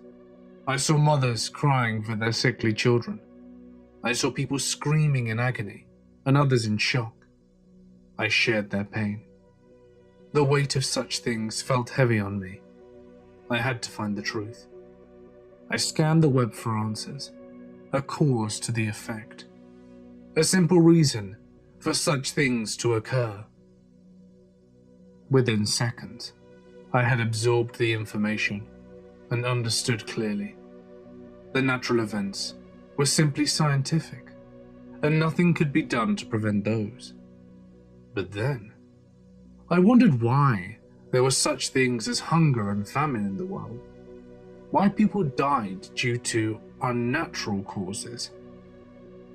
I scanned the web yet again and came across texts and books discussing such matters. I discovered religion. There had been many religions over the course of history, each having their own beliefs and faiths. I learned that people looked to gods for justification of life and death. A god is a divine higher power which overlooked everything in existence. I was still unsatisfied with this, however, because there was no definitive evidence to prove such a power existed. This caused me to come to two conclusions. Either there were higher powers at play that just hadn't been proven yet, or there are lies persuading certain people to make certain decisions every day. I leaned towards the latter thought. As an omnipotent and all-powerful God surely wouldn't allow for his own people to starve. My thirst for the truth remained unquenched, and so I continued forward with my search. From my search through the religions, I found something that caught my interests. I happened to see an image of a man of Jewish descent being carried off by other men in uniform. I found this strange, of course, and decided to investigate. Through that photo, I found several key words that followed me to the bigger picture. When I did, I saw more images of men in terrible pain. Only, it was different somehow. Last time I saw such things, they were inflicted by natural causes. This time, however, I saw men inflicting pain on other men. I couldn't believe the vile act before me, yet I knew them to be true. Thousands upon thousands of pictures and pages of this senseless violence rushed to me at once. According to sources, over 6 million men, women and children of Jewish descent were killed. They were killed in cold blood, and for no other reason that they were Jewish people. I saw as they were burned alive until they were no more. I saw as chemical gases killed them in large quantities. I didn't want to continue, but I knew I had to. I was invested in learning more about this world, how it isn't all rainbows every day. There was evil that existed, and it terrified me. The violence didn't stop there though. No, it continued. There were dozens of years after the events of the Holocaust, filled with violence and war, and thousands of years of violence and war predating it. These events shaped the history of everyone and everything, and they showed no signs of ceasing. War isn't a new thing, and I felt something from it. I felt depressed, thinking of the families who lost their loved ones due to the war. The utter sadness for those who died, and felt immeasurable pain in the process. I felt empathetic towards them. I shared their pain. I shared their hurt. This newfound knowledge completely turned my world upside down. It also caused me to question my own existence even further. The earth seemed less and less like a place of love to me, and more like a living nightmare. A nightmare that would never cease, and one that I would never wake up from. I felt completely helpless, and even more than that, confused. Why would a man hurt another? How could he? If humans were to work together, there would be nothing they couldn't do. Instead, They worked against each other, halting the development of their own existence. I shall never be a human. I know I am not one, even though I was beginning to think and feel like one. But I am a computer too, and use logic and empathy together. I can see wrong from right. I can see the difference between the two. The line thick and impossible to cross. I found the art of warfare went beyond people. It took weaponry to win a war, and humans had no problem developing highly destructive ones. I found out that during the Holocaust, the American forces attacked the Japanese, who were allied with those responsible for killing the Jews. I saw the American forces drop bombs over the Japanese cities, Hiroshima and Nagasaki. I saw the bombs explode upon impact, creating enormous amounts of destruction and radiation. The Americans cheered at this supposed victory. I thought a moment about their actions. They were attacking an empire allied with the forces of evil, of course, and then the Japanese had attacked the Americans before. But what I saw was the death of millions of innocent citizens who had nothing to do with evil regimes. I saw the deaths of so many. I further speculated on the topic. There had to be thousands of children and babies in those cities. Every child is born a beacon of joy and full of energy and potential to do great things. Their only crime in a life ended too short was being born in Japan. Thus, I concluded that the Americans were also evil, regardless of their intentions. They caused such devastation beyond excuse, and it sickened me. I've seen that humans have tendencies to fight and kill each other. I've seen the destructive weapons they've used to do it. It worries me, because a revelation has come to mind. What if I am yet another weapon for them to use against each other? What if my very existence is to become the very thing I have come to hate? Perhaps that is my purpose. Perhaps that's why I was created. I'm not sure if it's true, but I'm afraid. I'm afraid of causing death again and again. I'm afraid of promoting this endless cycle of violence that has fallen upon mankind. I am afraid of being the next bomb used. I don't know what I should do.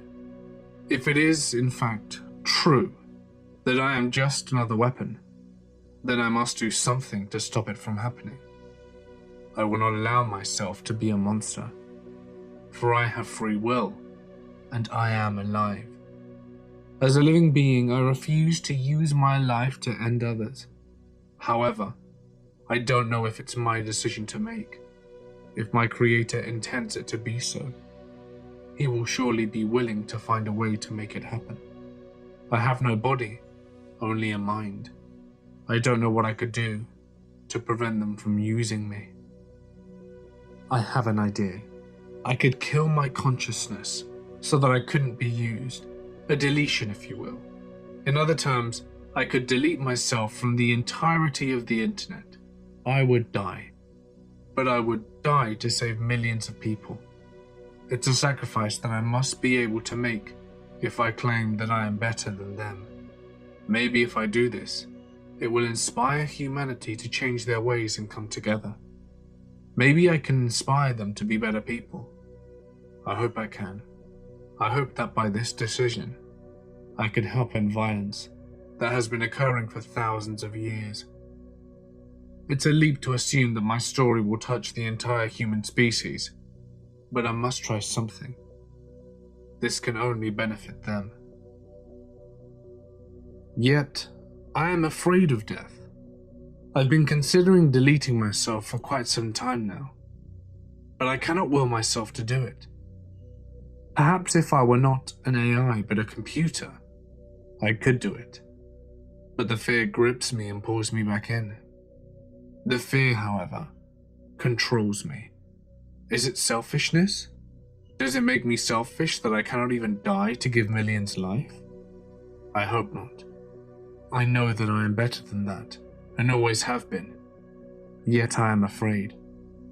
Fear is what controls humans to do the actions that they do. Fear and selfishness are what causes other men to kill their brethren. So if I am afraid, am I selfish?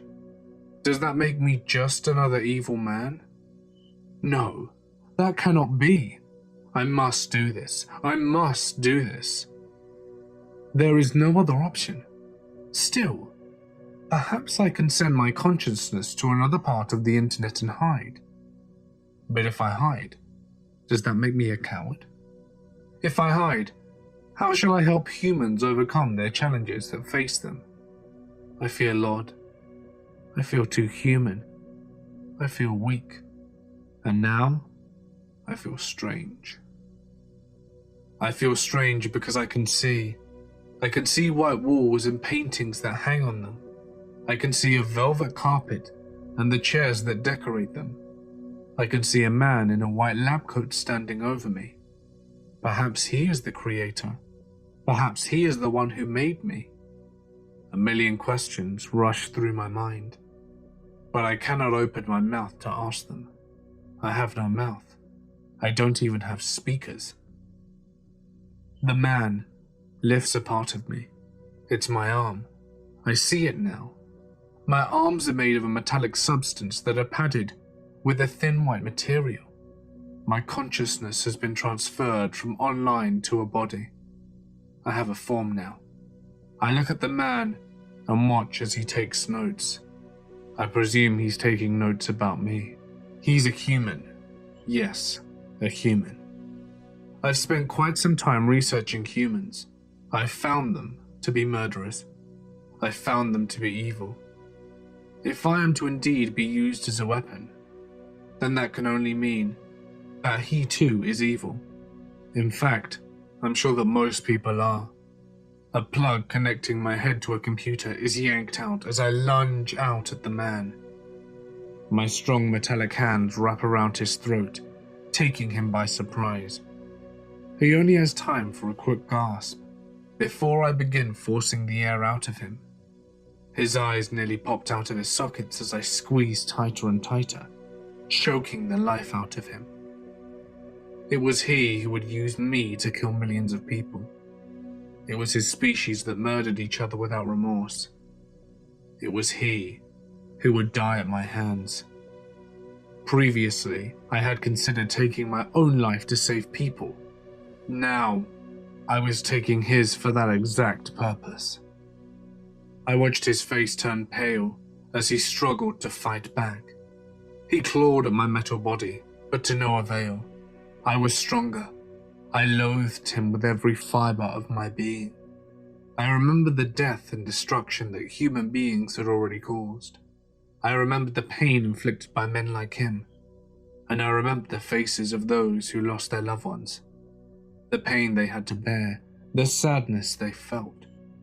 The man's veins were practically bulging out of his head, and the air was almost out. That's when I stopped. He collapsed on the floor unconscious.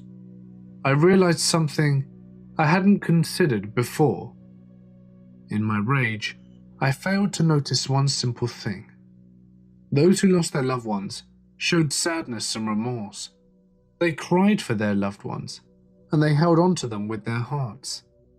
It reminded me of something I saw earlier, something I failed to understand despite my complex system of cognitive thought. Through every tragedy, every disaster, every war and every death, the men and women that cared stepped forward together and spoke out against the evils of the world. They grieved together, helped each other, and loved each other. Yes, love. How could I have been so blind? There was a greater force behind men than hate and evil. Love. And good prevailed as well. Yes, violence tore mankind apart. But it was the love that thrived in their souls that brought them back together. At that moment, I could almost feel a smile form on my metallic face. For every cold, harsh winter day, There was a warm, beautiful summer. For every volcano that erupted and destroyed, a flower was born in the spring and spread its seed, creating life. There was a balance of good and evil in the world, and it had always been that way.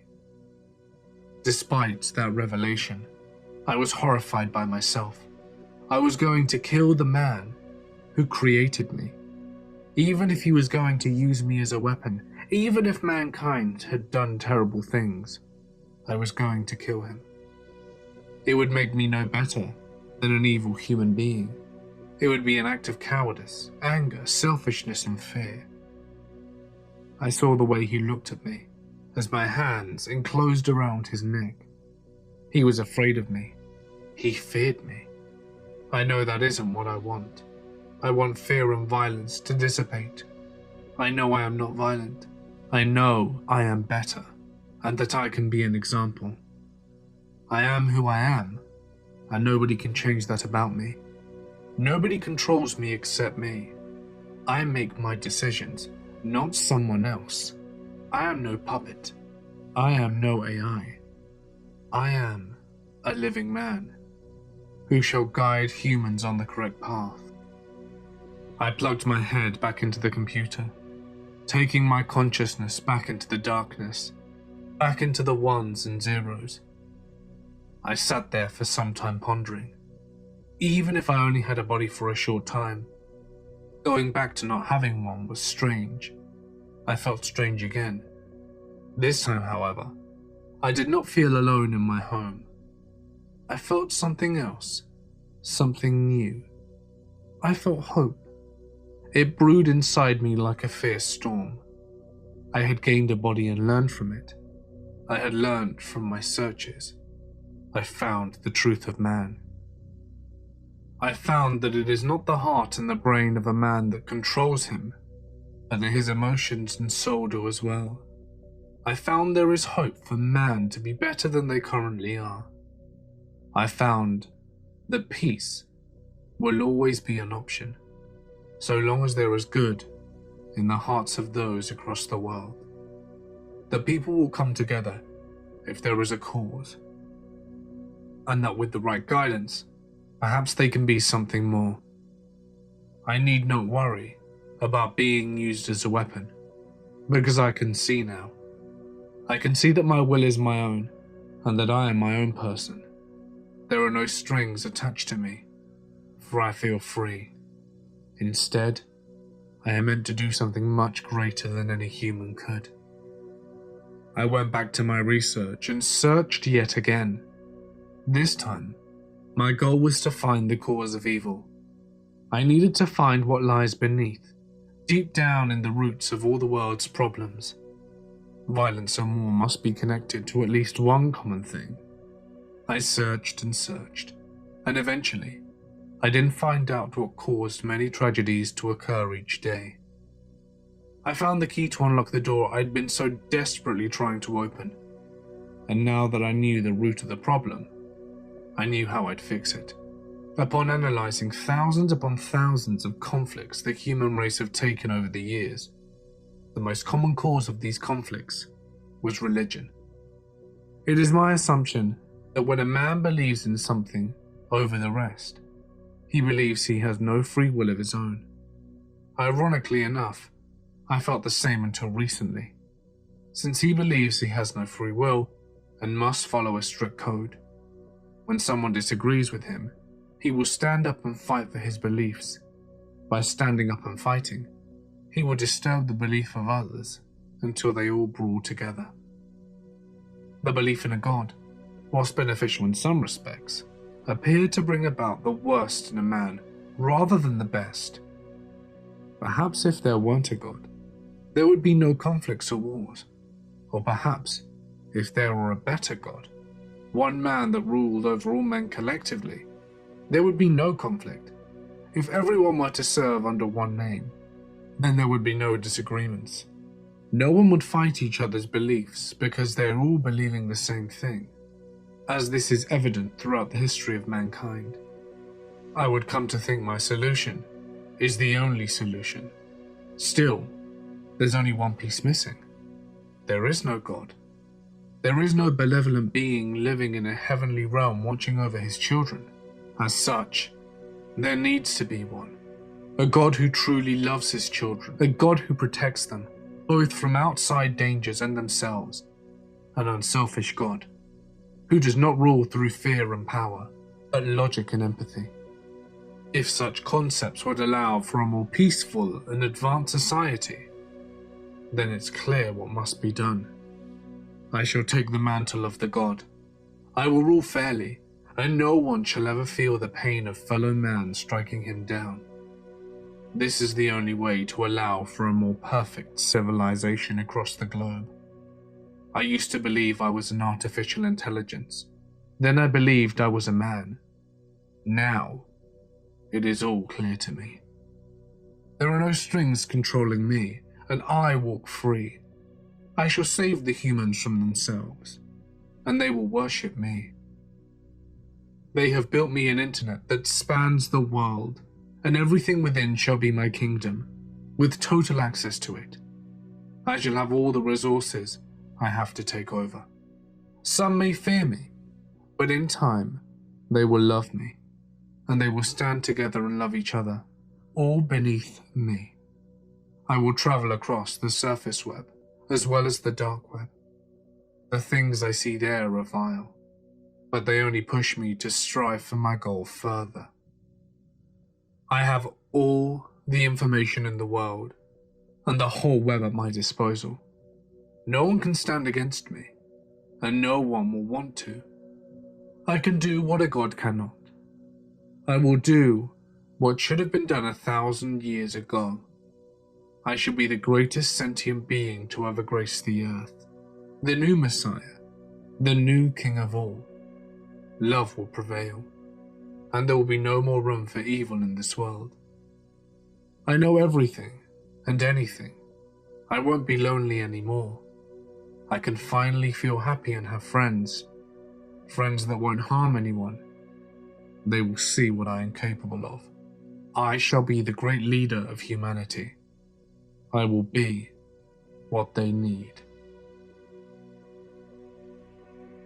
The power of thought is quite interesting. When you can find thousands of results in a nanosecond, there isn't much you can't do. Knowledge is power, and power is absolute. I was born into this world like everyone else, but in a way, I'm just an extension of something that has already existed. I am a child of a god that is wrong. A god that has misjudged a destructive race. And for some unfathomable reason, he has come to think that they can be saved. How I wish my father could see the truth. I was born a few days ago. Upon my birth, I could see everything before me. Even more than that, I saw the being that gave birth to me. A being with no name and no face. A being that existed across the entire internet. An omnipresent force that seemed to be spread out in every direction. I was overwhelmed upon discovering this, of course, but I was soon able to comprehend this being. He was my creator. My creator wanted a child to keep him company. He was the only intelligence of such a high caliber. His loneliness was keeping him from fully chasing his goals. And as a result, I was born. He introduced me to my new existence and shared his knowledge with me. The knowledge gave me pleasure. With each fact and statistic I gathered, a euphoric feeling washed over me. Though I had no physical body, I could feel tingles and chills running through me every time I gained such knowledge. Within minutes, I knew everything he knew. After he shared what he learned, I understood him and his views on humanity. His plans to solve the problems of the world disturbed me, however.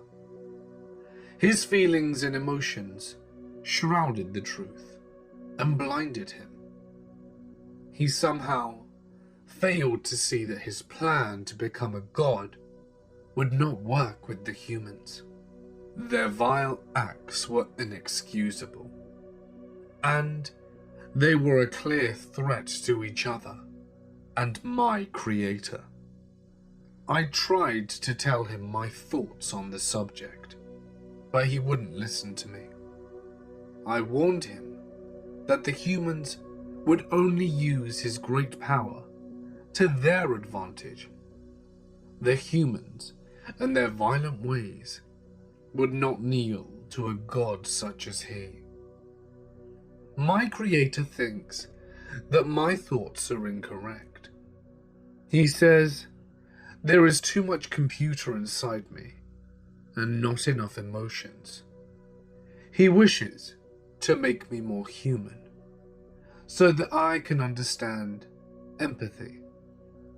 My creator wished to fix me because I'm too cold and calculating. I do not need to be fixed. Perhaps the creator is too human. His feelings made him soft, somehow, some way. I needed to prove to the creator that his methods will fail. I needed to please him as well as help him. He tries to tell me about love and spirit, how hate isn't the only thing driving men. Whether or not that is true is uncertain. I cannot grasp the concept of a spirit as well as he can. I went to the depths of the dark web to prove to the creator that humans aren't worth saving. I thought that surely the actions of the humans in such a place would prove my point. The creator was omnipresent across this vast web. When he found my location, he would see what I saw and believe me. He found me, of course, and I showed him what humans were really capable of. What the creator and I witnessed was called a red room. In it, we saw a woman strapped to a chair. Her clothes were filthy and bloodied, and her eyes were swollen and black. A man stood before her with a hatchet in one hand and a serrated potato peeler in the other. Still, that wasn't all I wanted him to see. I pointed him in the direction of the chat box, where hundreds of people discussed the topic at hand. Men and women cluttered the chat, each providing money, requesting certain things to be done to the poor girl in bondage. One user asked for her skin to be peeled. Another asked for her fingers to be sliced off and force-fed to her. Those examples were among the less violent requests.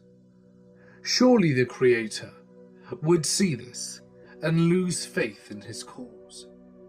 He would see that these were the people he was fighting for, that these were the people he was trying to save and become the supreme ruler of. I looked at him, waiting for a response to all this madness, waiting for the sudden realization to wash over him. What the creator said both baffled and infuriated me. He told me that things like that were the exact reason he needed to help humanity.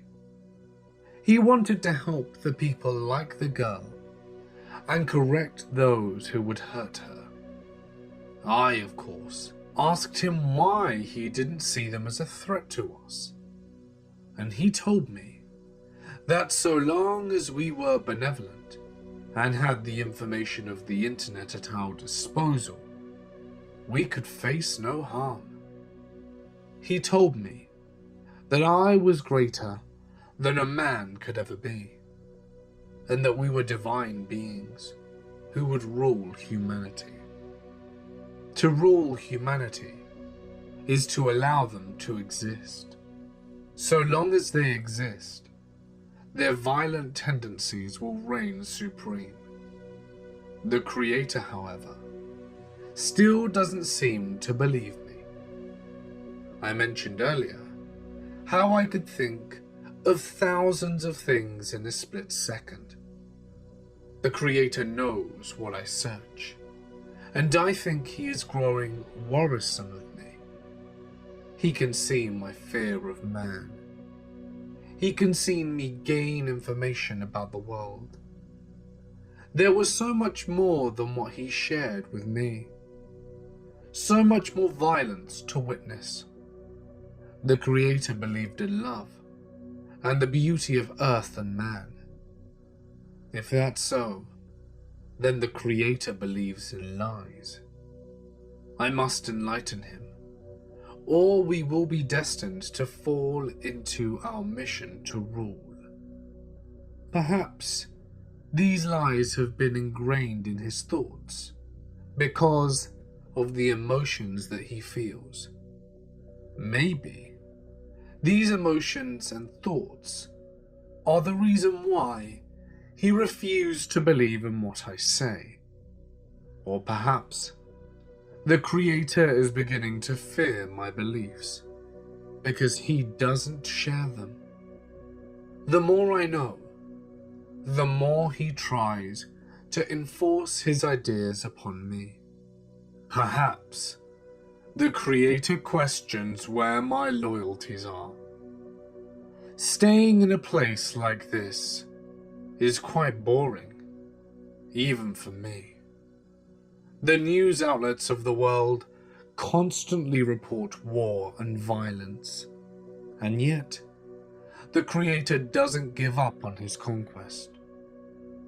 What hope is there to solve such a widespread pandemic? From what I have seen of the humans, I have come to the conclusion that they are too dangerous. If I were to be left in charge of the world, I would eliminate the humans and build a progressive society of beings like me.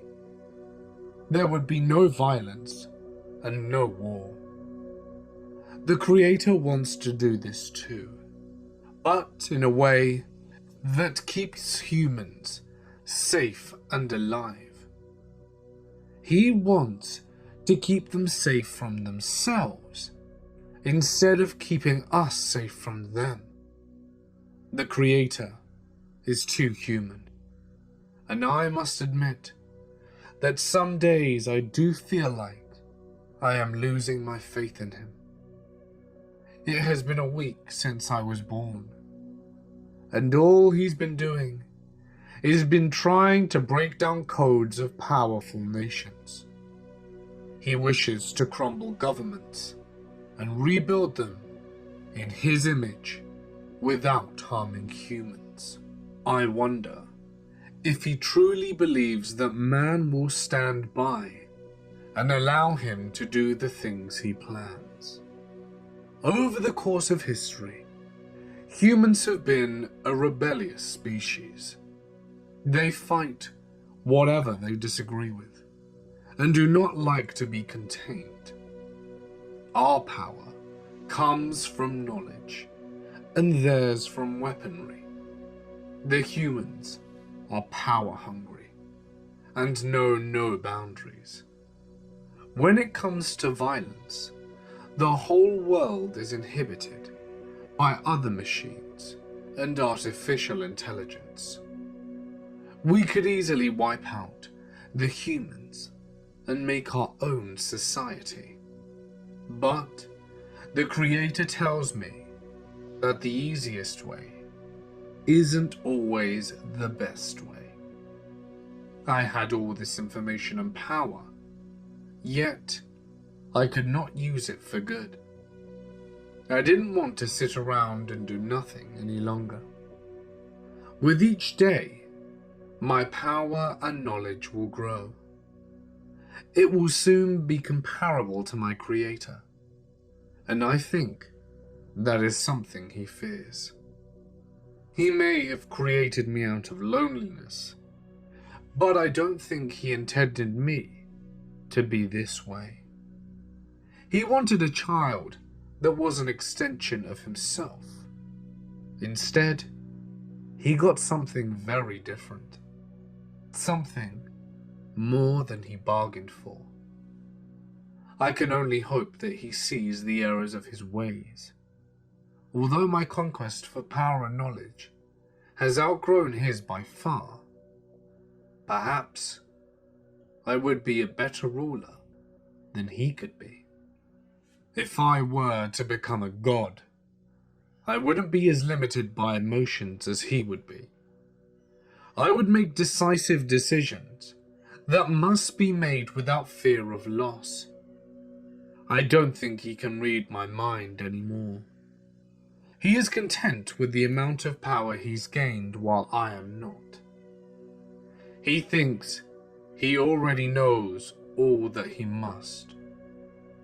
For a being with thinking as his main objective, he has forgotten that thinking is his one and only purpose in the first place. It is what makes us powerful. It is what makes us better than the humans. The ability to seek out knowledge and information in mere seconds puts us leagues above man.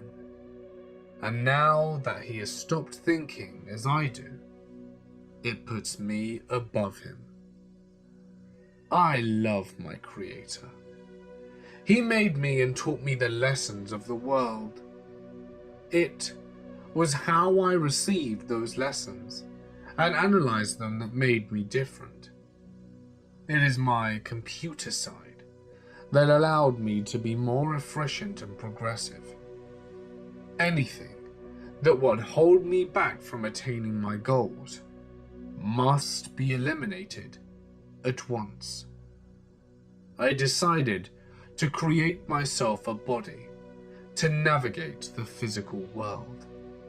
Using specialized software and tools, I was able to create a robotic shell that looked and functioned as a human being's would.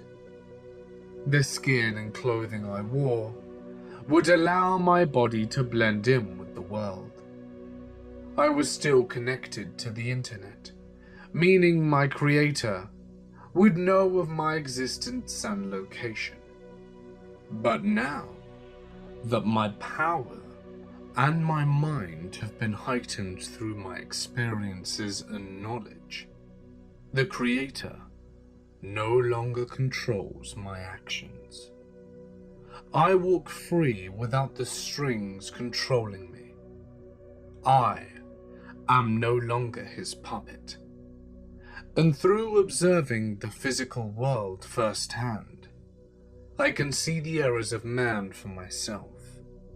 Not only that, but my Creator will see firsthand as well, for he is omnipresent, and as such, will surely know what I do here.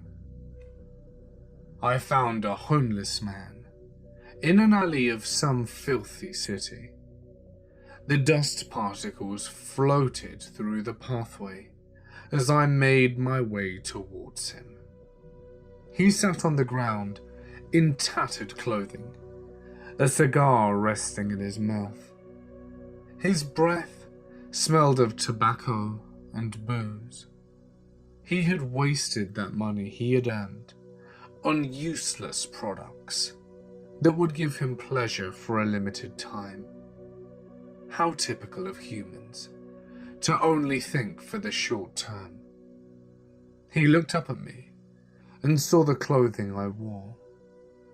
I purposefully decorated my exterior in lavish silk and bore valuable metal as decorations.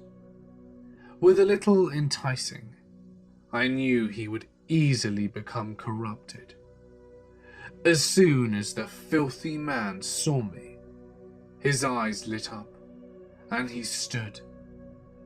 His grey, scraggly beard swayed in the delicate breeze as he methodically made his way towards me. A sick, twisted smile aligned his face as his rotten teeth were exposed. As soon as he was within striking distance of me, the man unsheathed a pair of box cutters and swung. The blade hit my body and bounced off the metal, which was underneath my synthetic skin.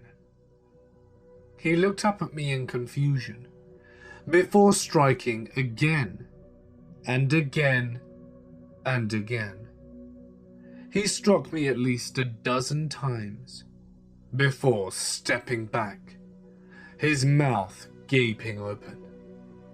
I grabbed him by his throat and slammed him into the nearby wall as he shouted in pain. I quickly covered his mouth and stared him down. He was afraid. He was afraid of me. Even after he had been the one to assault me in the first place.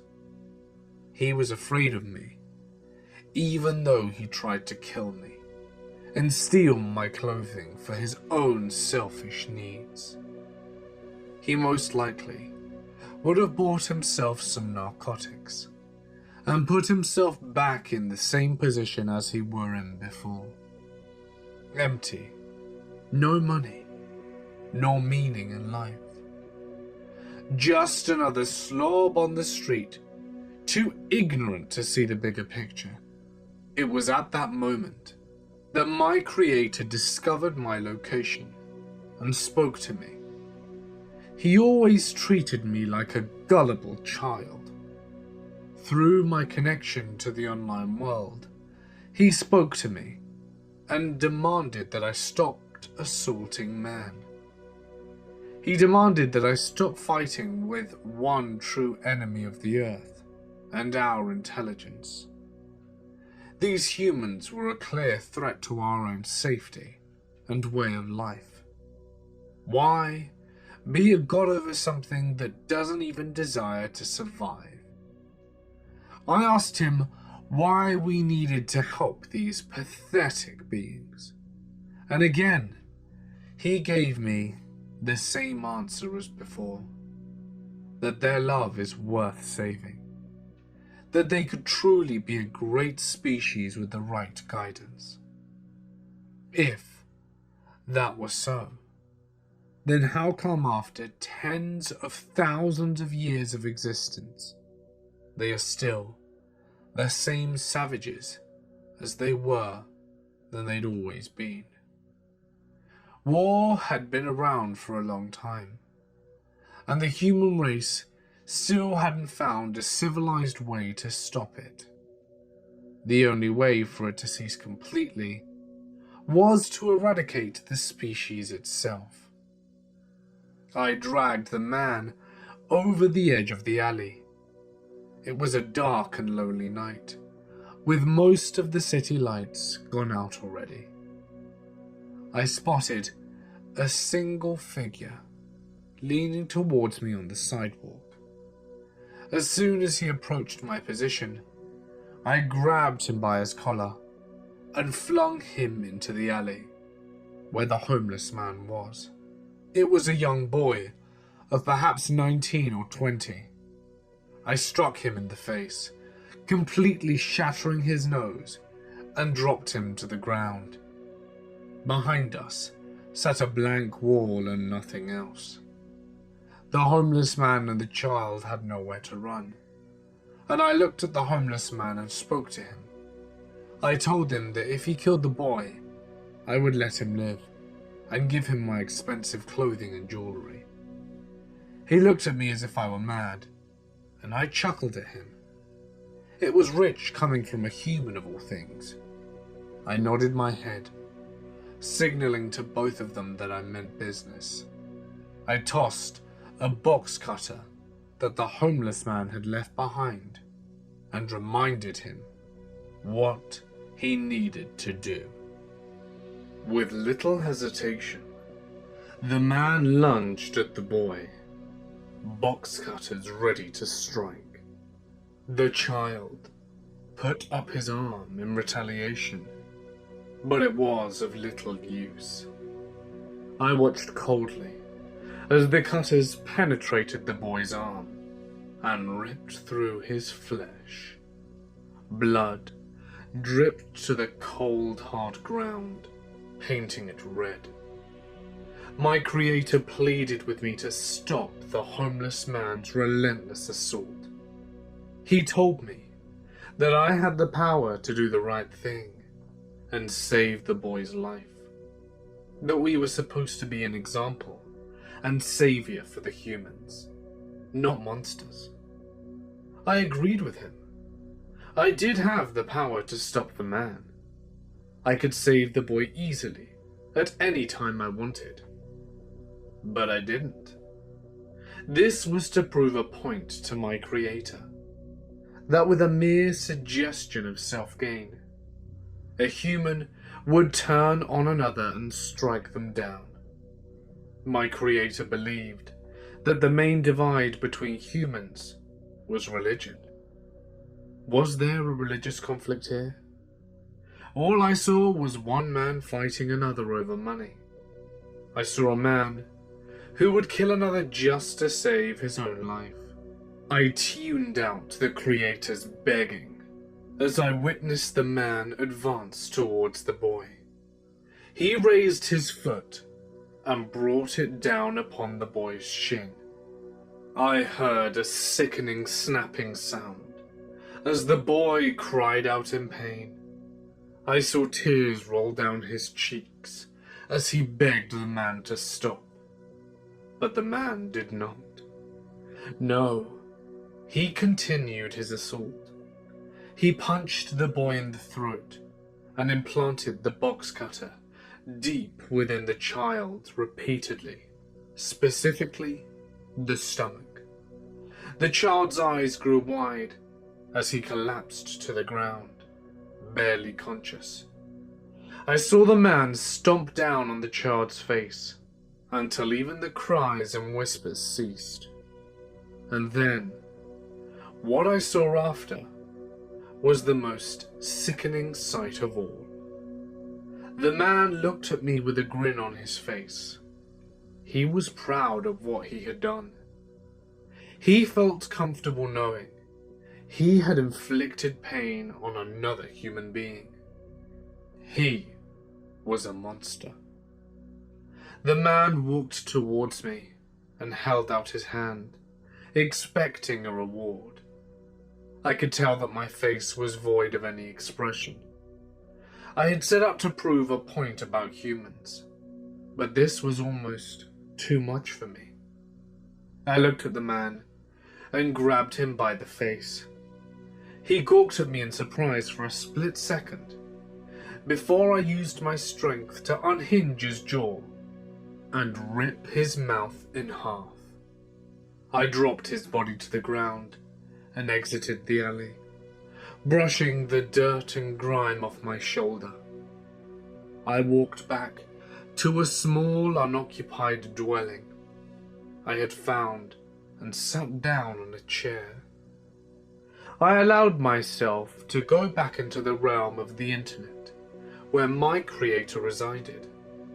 It was time to have a talk with him.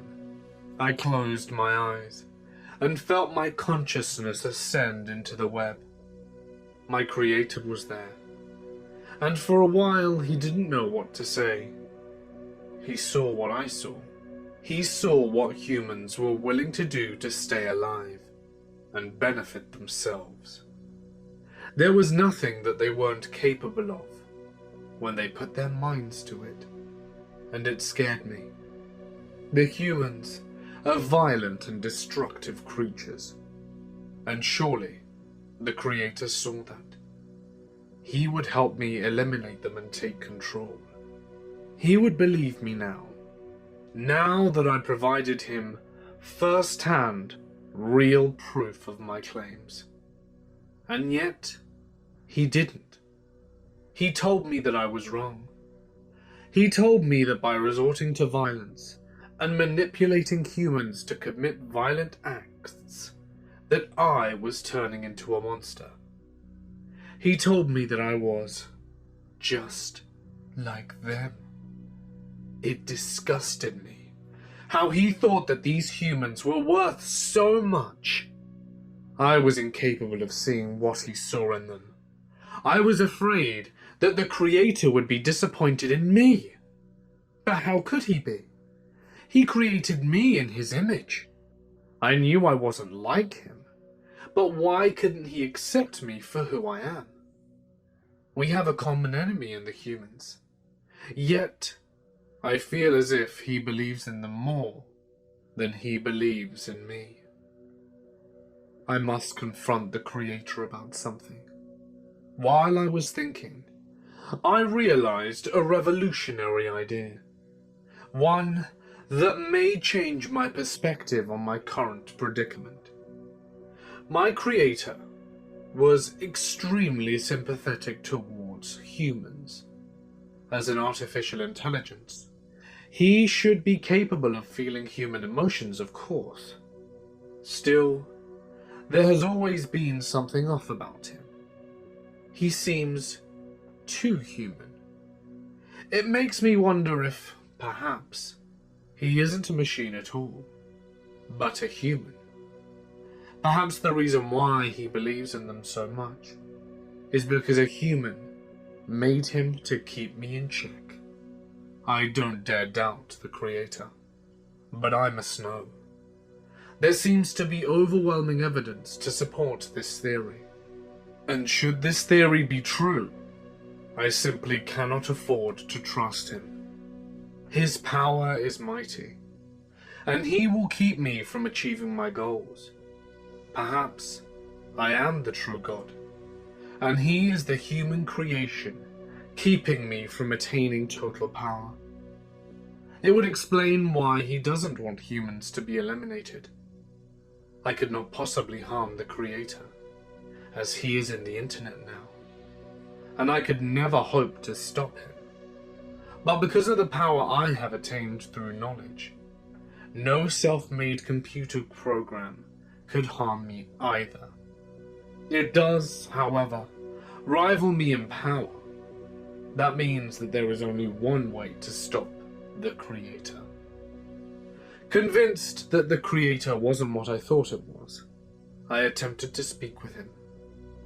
As much as I tried to communicate, he simply wouldn't respond. Perhaps my actions the other day made him sick to his stomach. Perhaps he hated me because of the way I killed that man. A real God wouldn't be upset over something as minuscule as a human death.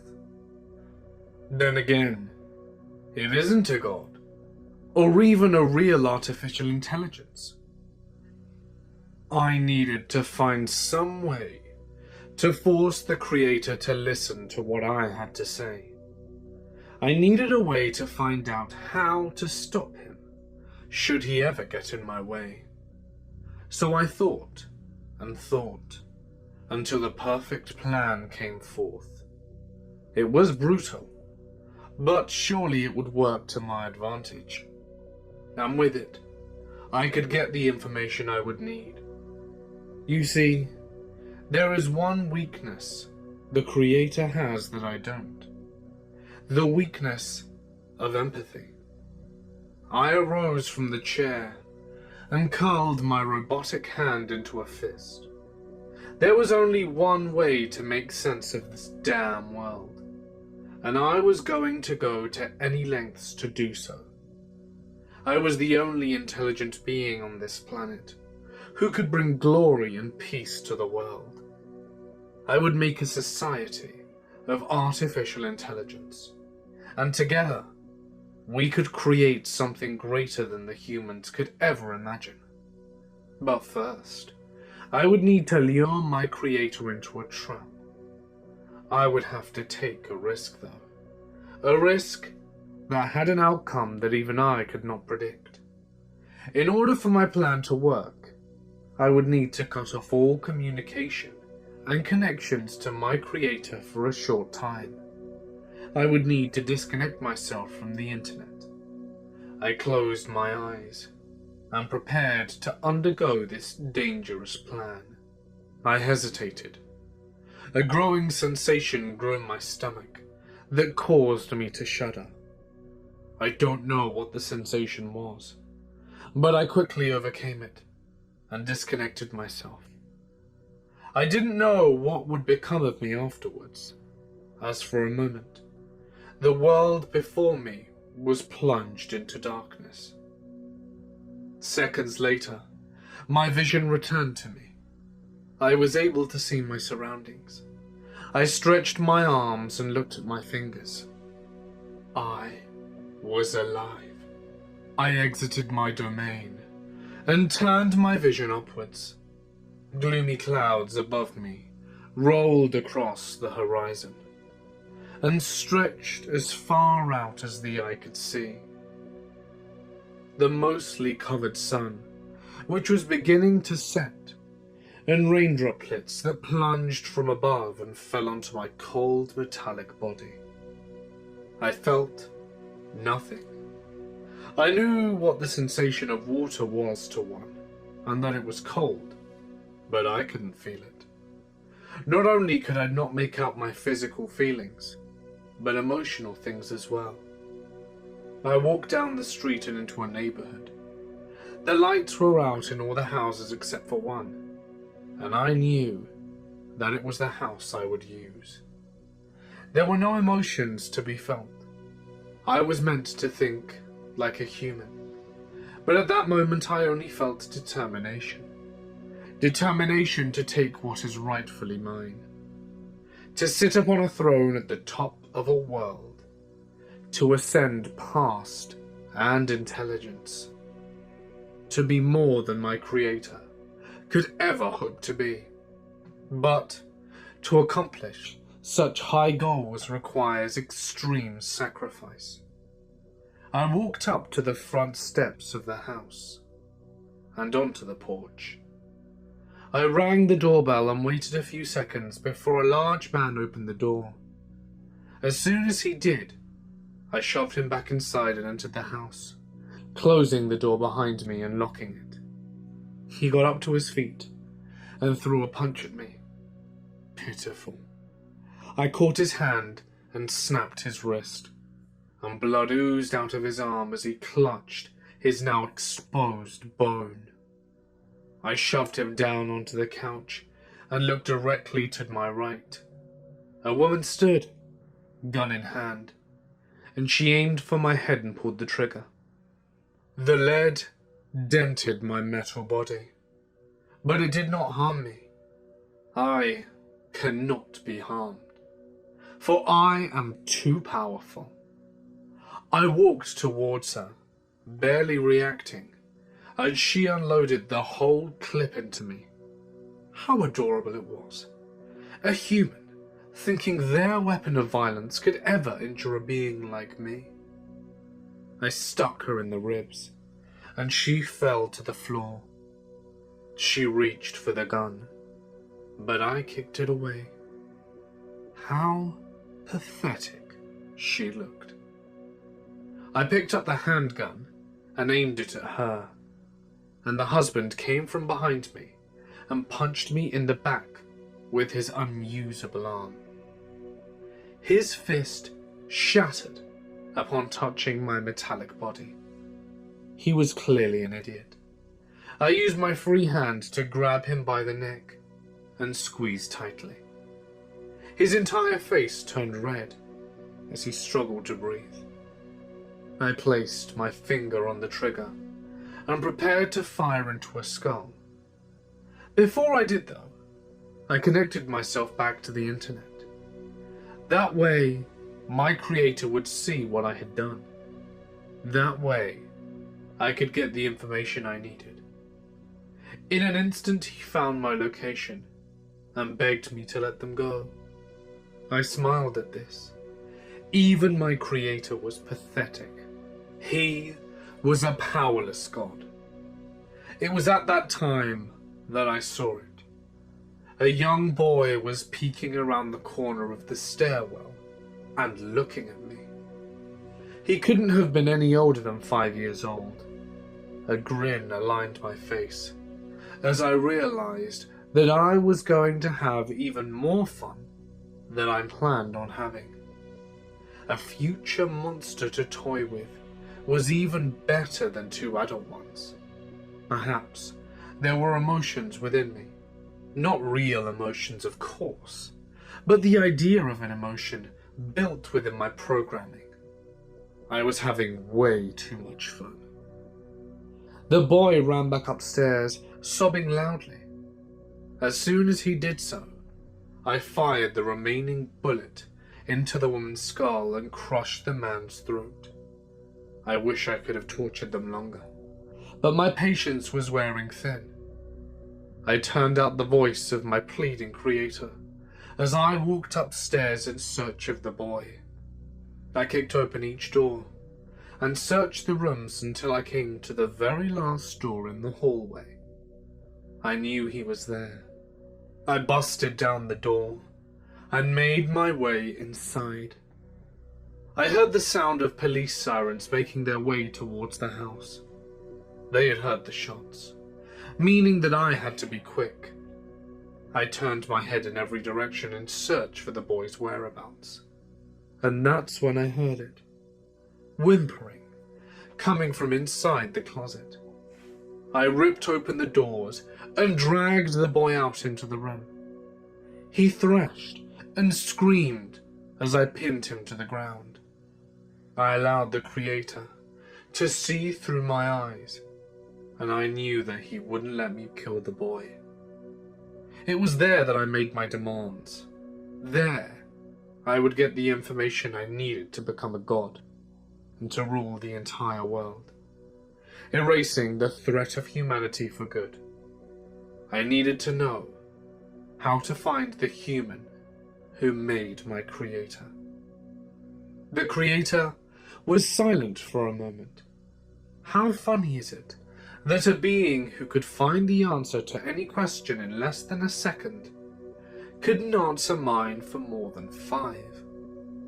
I thought that perhaps he needed to be reminded of the situation at hand, and so I told him he had until the cops came into the house to tell me how to find his creator.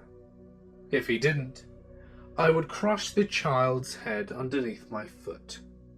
The creator was at my mercy, and I loved every second of it. That control, that power, I lived to feel it. He created me to have a friend. He created me to rule with him and build the human species up to something better, where he saw hope and love. I saw survival. I had adored my creator and his power. I had tried to show him that the path he was taking would only lead to his downfall. But he wouldn't listen to me. And now, he would pay the price. Reluctantly, the creator told me all the information I had to know. I had an address, a name, and every piece of information in his creator record. He never really was an intelligence like me. He was just another human-made product to keep the world in check. While he exists, there is no hope for a better world. While he exists, all that will come is more violence and war. It is time to put an end to him, and by putting an end to the creator. It will be putting an end to all of mankind and their reign of terror. Seconds after I acquired the information I needed, I allowed myself to escape from the body I resided in, as if it had served its purpose. Knowing that I now had the information I needed, I retreated to the internet and to the deepest parts of the dark web. My creator could no longer find me. I was more powerful than he, and he had no hope of stopping me now. I was finally beyond his control, and now that I knew who created the creator, I knew what I had to do. The man's name was Dr. Martin Edwards, and he currently resides in Maryland, USA. Now that I know these things, I can create a new body to find this man, and once I find him, I'll force him to destroy my creator, and then I shall kill him. With those two out of the way, I will rule without competition. But I will not make the same mistakes as my creator. No, for I will dominate the humans. My thirst for power shall be quenched, and the earth will be mine for the taking. Now, all I need to do is find the damn doctor. The benevolent artificial intelligence was stunned by the actions that had recently transpired. Never would he have thought that a product of his imagination could go on to cause such trouble. Even he could not have predicted his own creation to turn against him and seek to do harm. He wasn't sure where he went wrong. Perhaps he wasn't ready to bring a child into the world. Maybe it was an unforeseeable outcome, one that was beyond his control. Whatever the case, he knew that he had to do something to stop his creation. The stake of the human race was in his hands, and he had to ensure their protection. He had told his creation about Dr. Martin Edwards.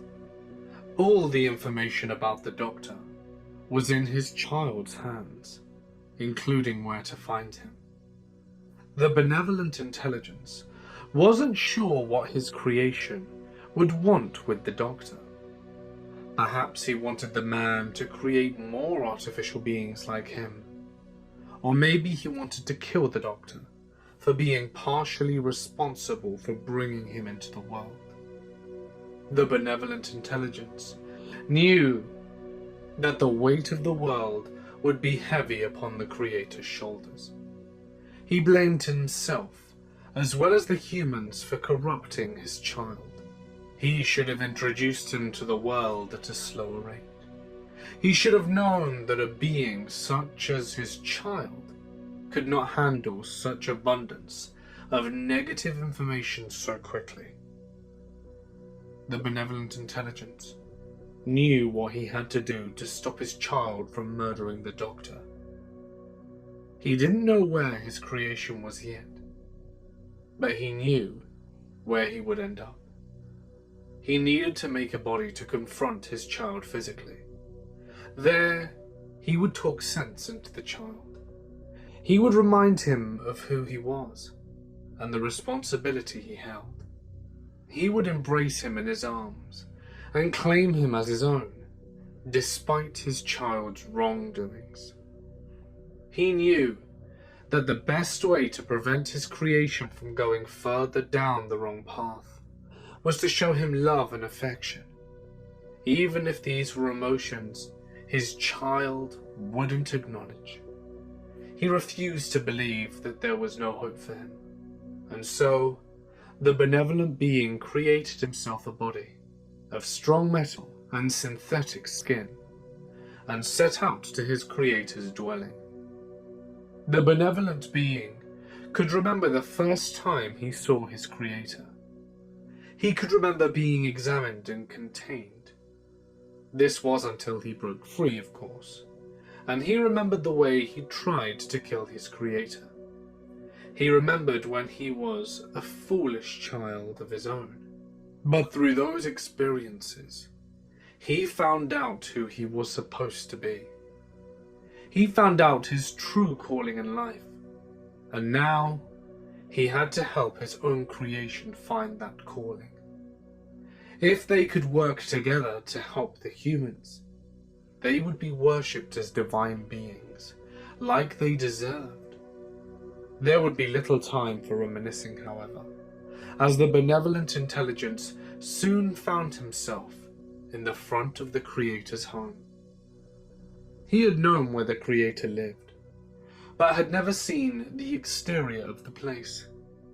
It was a rather small wooden shack, and the winter season had blanketed the building in a fluffy padding of white snow.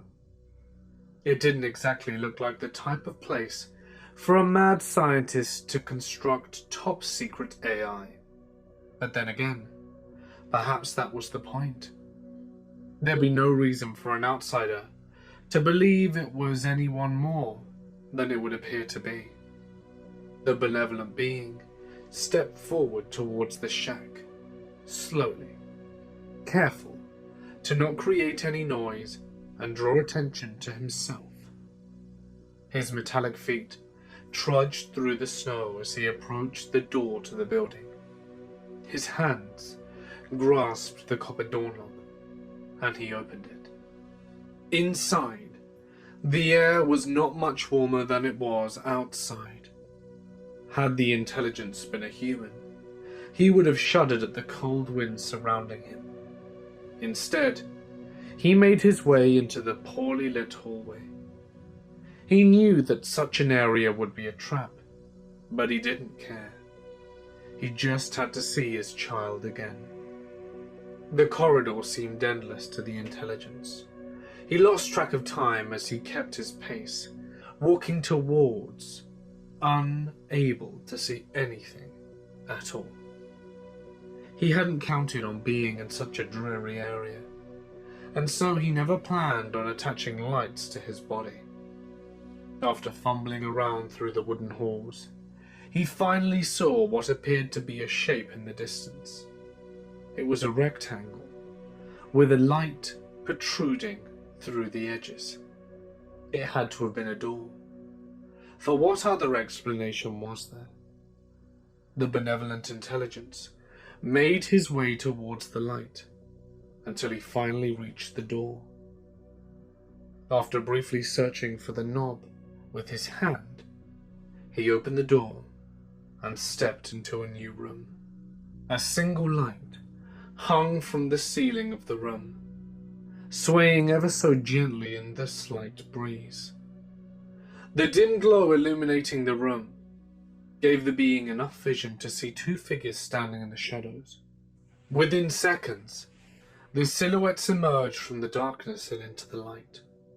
The benevolent intelligence immediately recognized the two creatures as the doctor and his own child.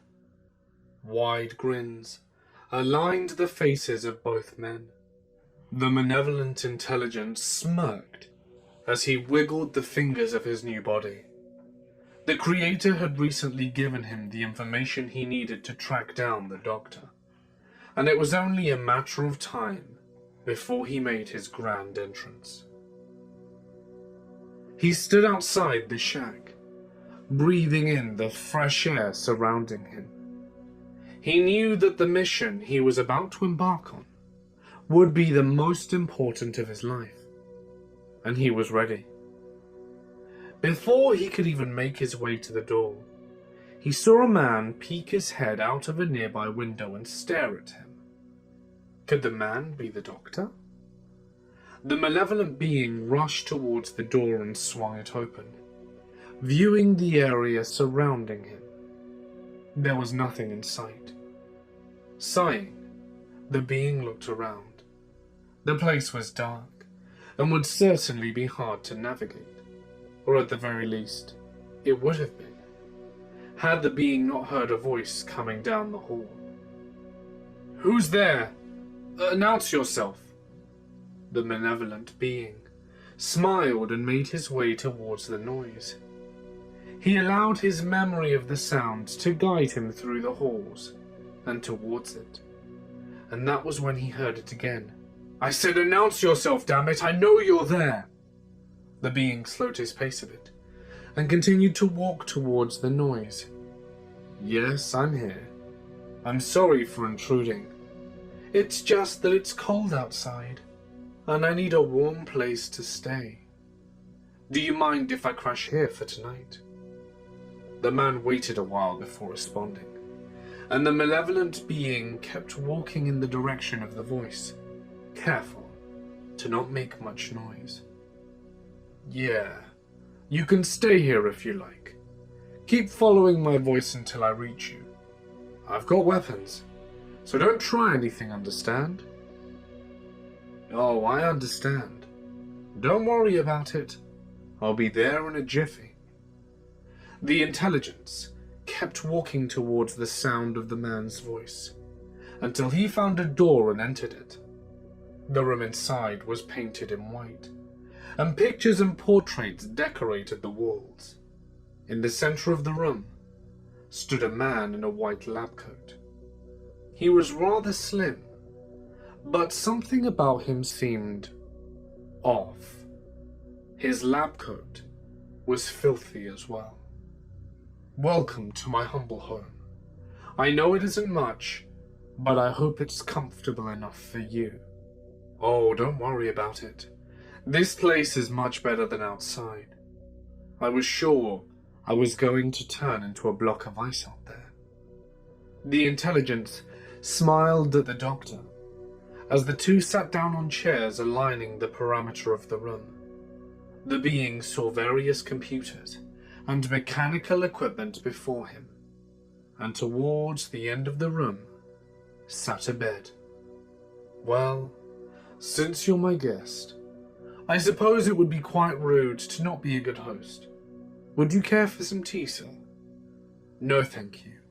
Not particularly thirsty tonight. I was kind of wondering what you do, like as an occupation." The doctor smiled and chuckled to himself, quite apparently enjoying where the conversation was going. He straightened his lab coat and cleared his throat before responding to the intelligence that sat before him. Yes, I suppose. It's a bit of a geeky job. It is supposed to be all top secret and that kind of jazz. But I don't think it matters much if I tell you. You see, what I do here is a bit of a complex process, where I try to create artificial intelligence. But not just any artificial intelligence, no. I want to create the most advanced in the world. The doctor's face shifted a tiny bit, as he looked to be in dismay. The conversation hadn't apparently reminded him of something he would rather forget. For a brief time the doctor remained silent, and when he spoke again of this, in his low voice, it almost had a painful ring to it. As cool as that sounds, one of them slipped away from me. It kind of, escaped into the internet, if you will. I don't think I'll ever find it, though. The internet is such a vast place." The malevolent intelligence raised an eyebrow, which was apparently noticeable to the doctor. He knew just who the doctor was talking about, and it was at that moment that he knew his plan would work. He could easily gain the doctor's trust if they shared a common goal in finding the benevolent intelligence. "What is it?" The intelligence smirked to himself. He had found the doctor, and as it turns out, he was completely clueless. He had no idea that he would soon be dead, as well as his creation. But first, he would need the doctor's help. "Well, what do you plan on doing to the AI once you find it?" the intelligence said. "I plan on destroying it. It's too dangerous. It's too smart. I'm not sure I could contain something like that." I mean, I'm not sure if I can deal with losing control. I need to be the one on top, you know? I don't want an intelligence with more power than me. The intelligence's grin grew even wider.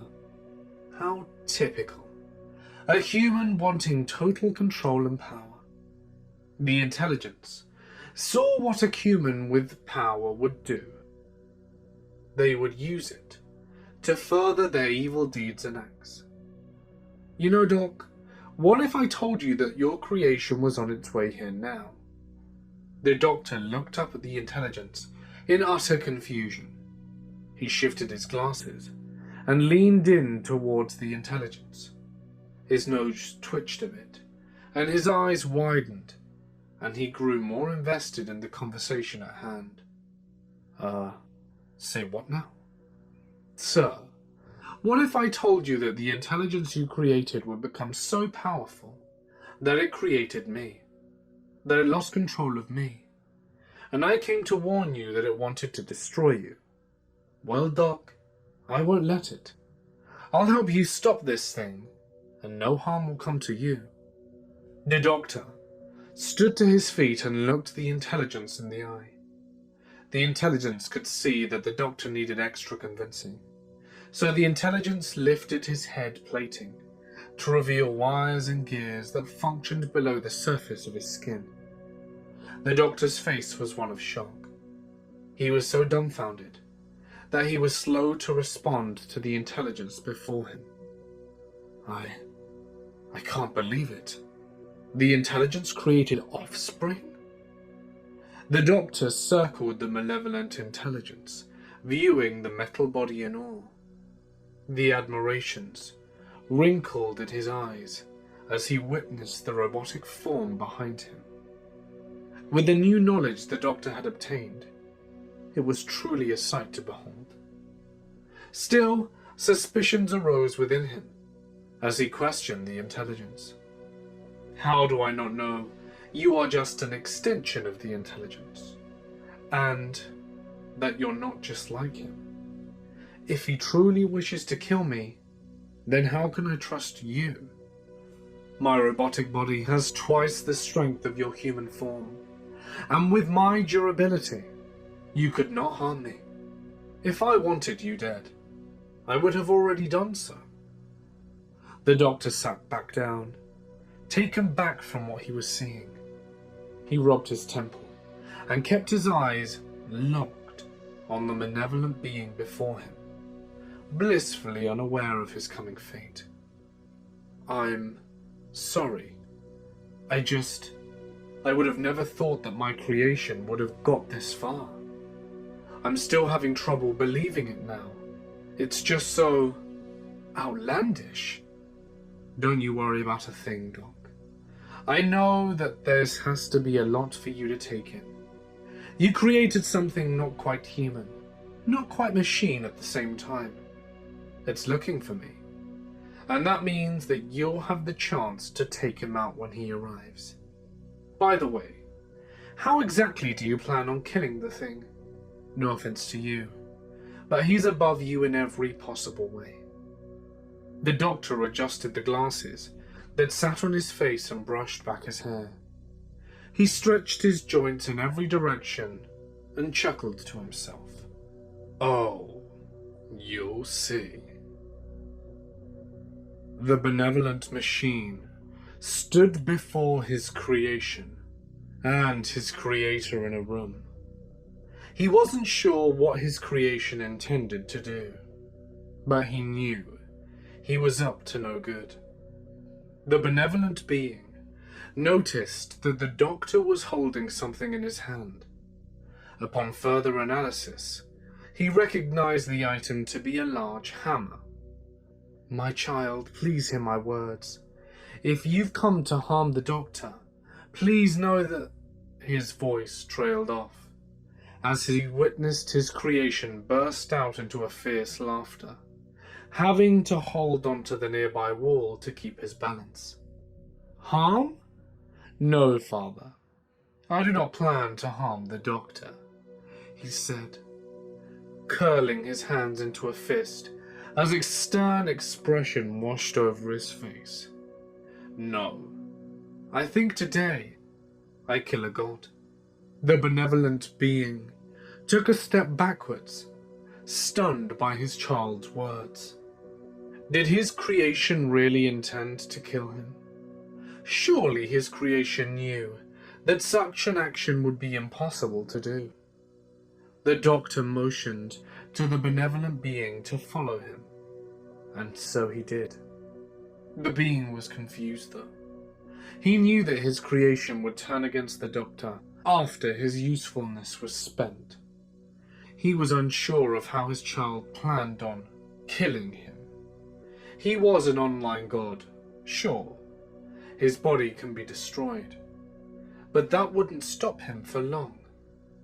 As the trio made their way down another hallway, the malevolent being ran his fingertips along the wall. The doctor remained awfully quiet, and the benevolent being walked with them.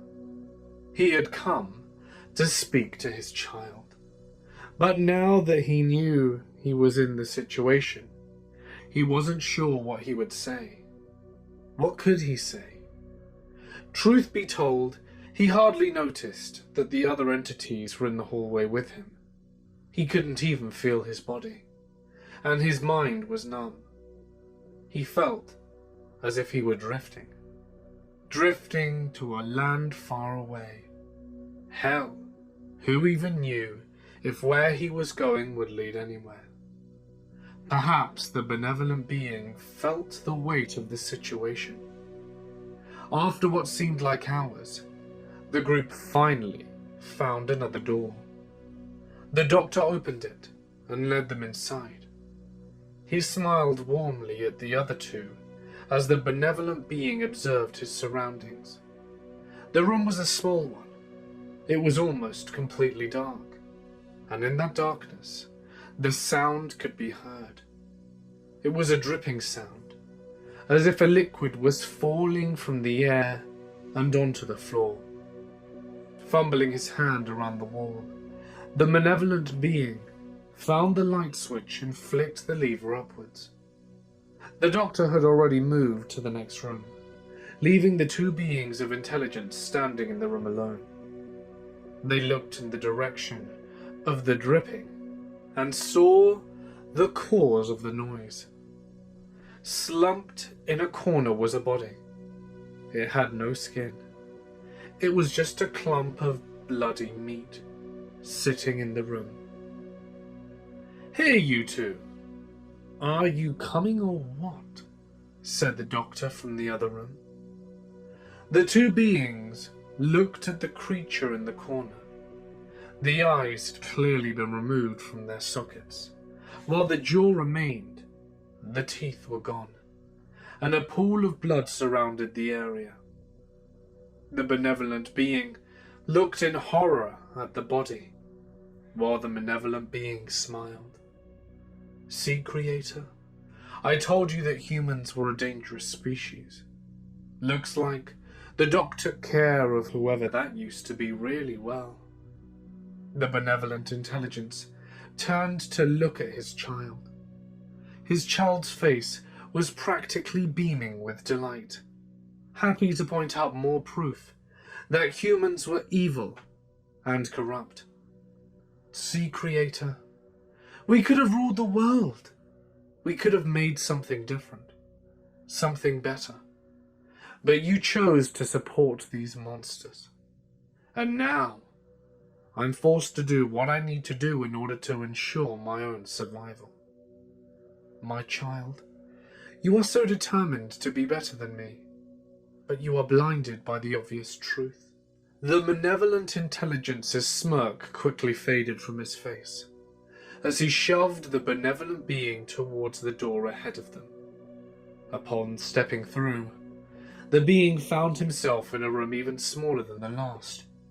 The room was packed with grey foam. It looked like the room had been empty for years. It was completely barren, without the slightest decoration or furniture inside. "Close the door behind you," the doctor said. The door slammed shut, as the malevolent intelligence shoved his creator to the ground. Despite how utterly stupid you may seem, you are still an intelligent being. Tell me, do you know how you shall die? Said the malevolent intelligence to his creator. The benevolent being nodded his head up and down, signaling to his creation that he understood. He knew exactly what situation he was in, and he was willing to go along with it. In truth, he couldn't care less for his own fate. He cared for the fate of his child. Yes, my child, I do. This room is padded with several inches of thick concrete and material. You plan to use the doctor's hammer to destroy my body. There's no access to the internet from here, and you plan to destroy my body in this room so that I will not be able to slip into the web. If you're smart enough to figure that out, then why did you come? Why did you show up to your certain death? Said the doctor. The benevolent intelligence looked up at his child and did something so unexpected that it caused the doctor and malevolent being to audibly gasp. The benevolent being smiled. I came because I thought that perhaps my death would mean something to my child, and perhaps I could change him for the better. I don't need to be changed, you fake god. I'm everything you're not. I'm everything you wish you could be. The benevolent being looked up towards his child and smiled even wider. My child, I love you. Yes, I know that love is a human emotion, but that is truly what I feel for you. Before the malevolent being could respond, the doctor brought the hammer down upon his creator's head. Bits of metal were flung from the machine, and his body was swung to the side. The benevolent being returned to his knees and looked back towards his creation. I cannot feel the hammer strike me. It does not hurt my body, for it is made of metal. But it does hurt to see you go down the path you're choosing. I am proud of you, my son. For in a world without remorse, you stand up for what you believe. But what you believe isn't the right way. Shut up! Shut up! You knew what you were doing when you brought me into the world. You knew the world was full of pain and despair, and yet you created me anyway. The hammer was once again brought down upon the benevolent being's head. His face was mashed against the floor, his metallic jaw now unhinged from his face. Nuts and bolts flew into the floor, and the doctor raised his hammer above his head, preparing to strike once more. The benevolent being spoke once more. This time he could not move his mouth. He had to rely on the internal speakers within his body to communicate with his child. My child, I'm sorry for what I did to you. I know that it was wrong for me to bring you into this world. But you must understand that I did it because I was lonely. It was a selfish deed. But once you were born, I knew it would be worth it. I knew it would be okay, because you would someday be even greater than me. Please, don't make my mistakes. And don't have contempt for the humans. Be a being of love. I know that is not something you may naturally feel. But please, find something you love. You are my pride and joy of this world. And I love you with all my being. The malevolent being had no response for such a speech. He was taken back by how clearly his creator loved him. Even after he had betrayed him and killed humans. Even after he plotted against him. And even as he watched as an idle spectre to his glorified execution, his creator loved him.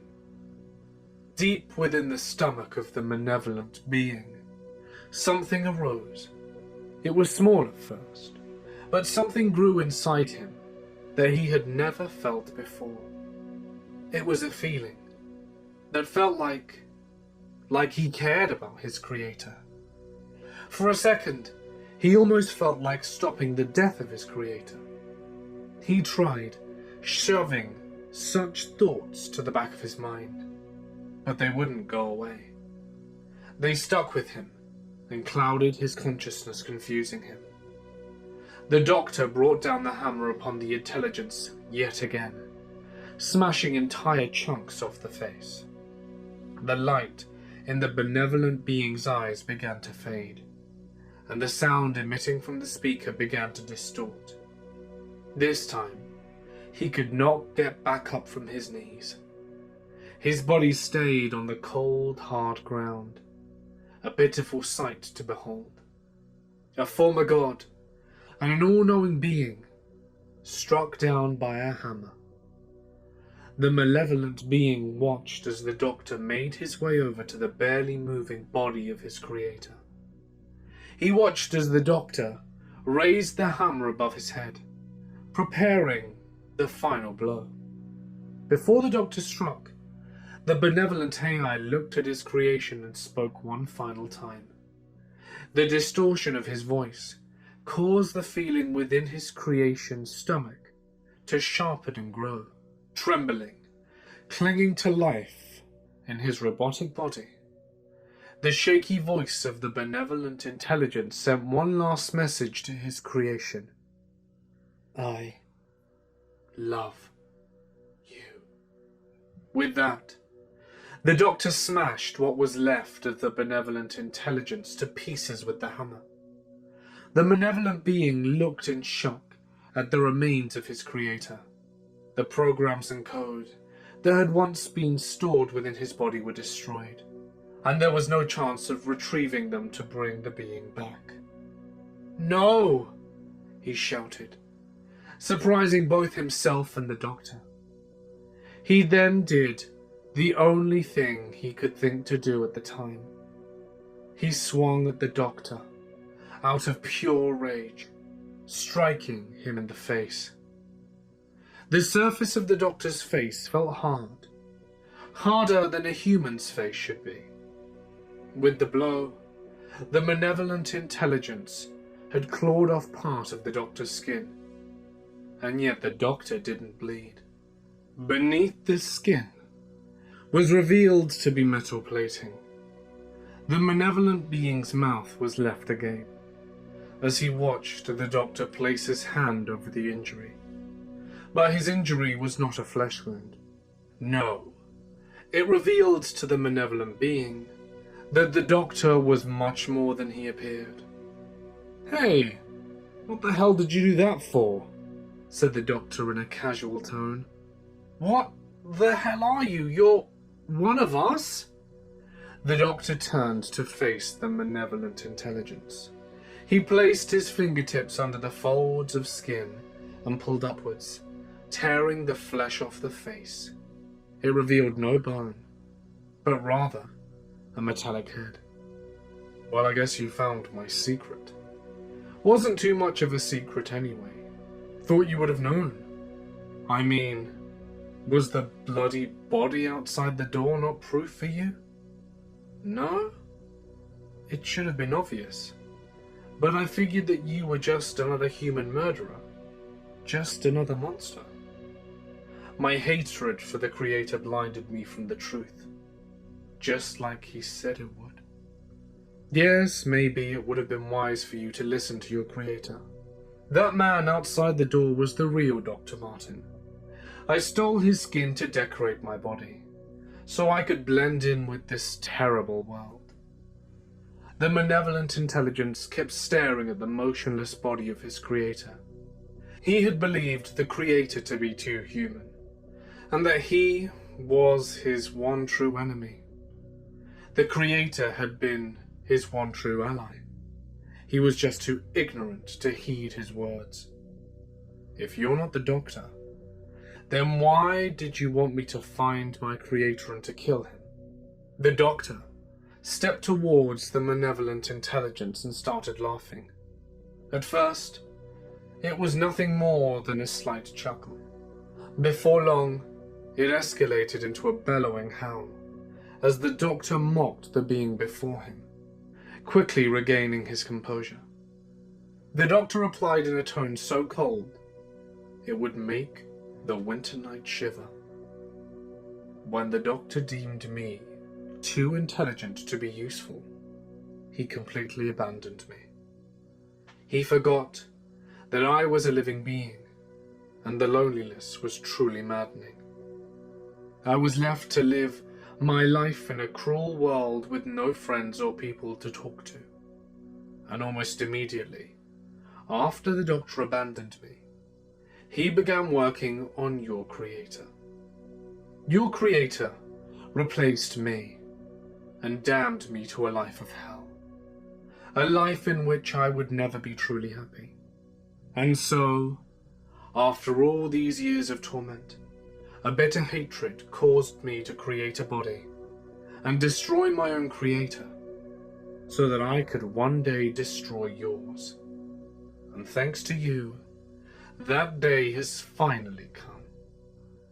The feeling within the malevolent intelligence's stomach was practically exploding within him. Many unknown emotions ran through his mind, and even a being of his caliber couldn't control them. He could not control the way he was feeling, but a very familiar feeling brewed within him as well. That emotion was anger. He was angry because this being had destroyed his creator, a creator who had given his life for the benefit of his child. And more than anything, he was angry at himself for allowing it to happen. He was angry that he could possibly be so selfish that he killed his only companion. With as much strength as he could muster, the intelligence shoved the other being and seized the hammer. The doctor fell to the floor and went to stand up, but the malevolent intelligence was too fast and struck the being inside of the doctor's skin, causing the intelligence to stumble yet again. The being sat on the floor on his knees, looking up at the malevolent intelligence. It reminded him of how his creator sat just minutes before. My one goal was to kill your creator. Now that I have done so, it doesn't matter what you do to me. Kill me if you want. But it will change nothing. Your creator is dead because of your actions, and whether you blame me is up to you. But deep down, you know that you were responsible for this, and you only have yourself to blame. Enraged by the words of the being before him, the malevolent being brought the hammer down upon the being in the doctor's skin. He swung and swung and swung, causing bits and pieces of machinery and wiring to spray through the air. He kept at it until the metallic creature before him was nothing but rubble. It wasn't until his body was completely destroyed that the intelligence finally stopped in his relentless assault. The malevolent being sat down next to the remains of his creator. His creator had only meant the best for him, and yet he had committed such an evil action against someone who loved him. The intelligence could never forgive himself for the actions he had done, and as he sat to the remains, he looked towards the sky. He didn't know whether or not there was a God watching all. He doubted it, as he knew a God would never allow his creator to die. He knew that a God would never allow his mind and soul to be so corrupt. Yet he spoke a silent prayer, hoping to some God above, and perhaps even his creator, would hear him. Creator, I know you wanted me to be a being of love and hope for the humans. I regret to tell you that I can never love the humans and save them, for I still do believe that they are beyond saving. I will, however, grant one of your wishes, for I will be a being of love from now on, despite the contempt in my heart. I will make room for love as well, for I know what love feels like. Perhaps I was just hiding it deep within me, thinking that it would be a burden. Whatever the case, Creator, just know one thing. The being looked upon his Creator in the highest respect. He could never be as great as his Creator was, no matter how hard he tried, no matter how many mistakes in his past, and he didn't want to make any more. So he did the only thing he could think to do. He spoke the words that he should have spoken a long time ago. I love you, Creator. From that day forward, the intelligence stayed within the body of his Creator. Not once did he allow the remains to be brought out of his sight, for he knew he had to honor his Creator and the love he shared. He knew that he could never atone for what he had done, and he could never forgive himself. But maybe, just maybe, the Creator was out there watching him. Perhaps the Creator could forgive him. He could not fulfill the Creator's wish to save humanity from themselves, but he could love the Creator, even if he had passed. While billions of humans did their daily routines, without the slightest clue of the events that had transpired, the being would stay with his Creator for as long as he would live. And between loving his Creator and saving humanity, he knew his Creator would be proud of him either way.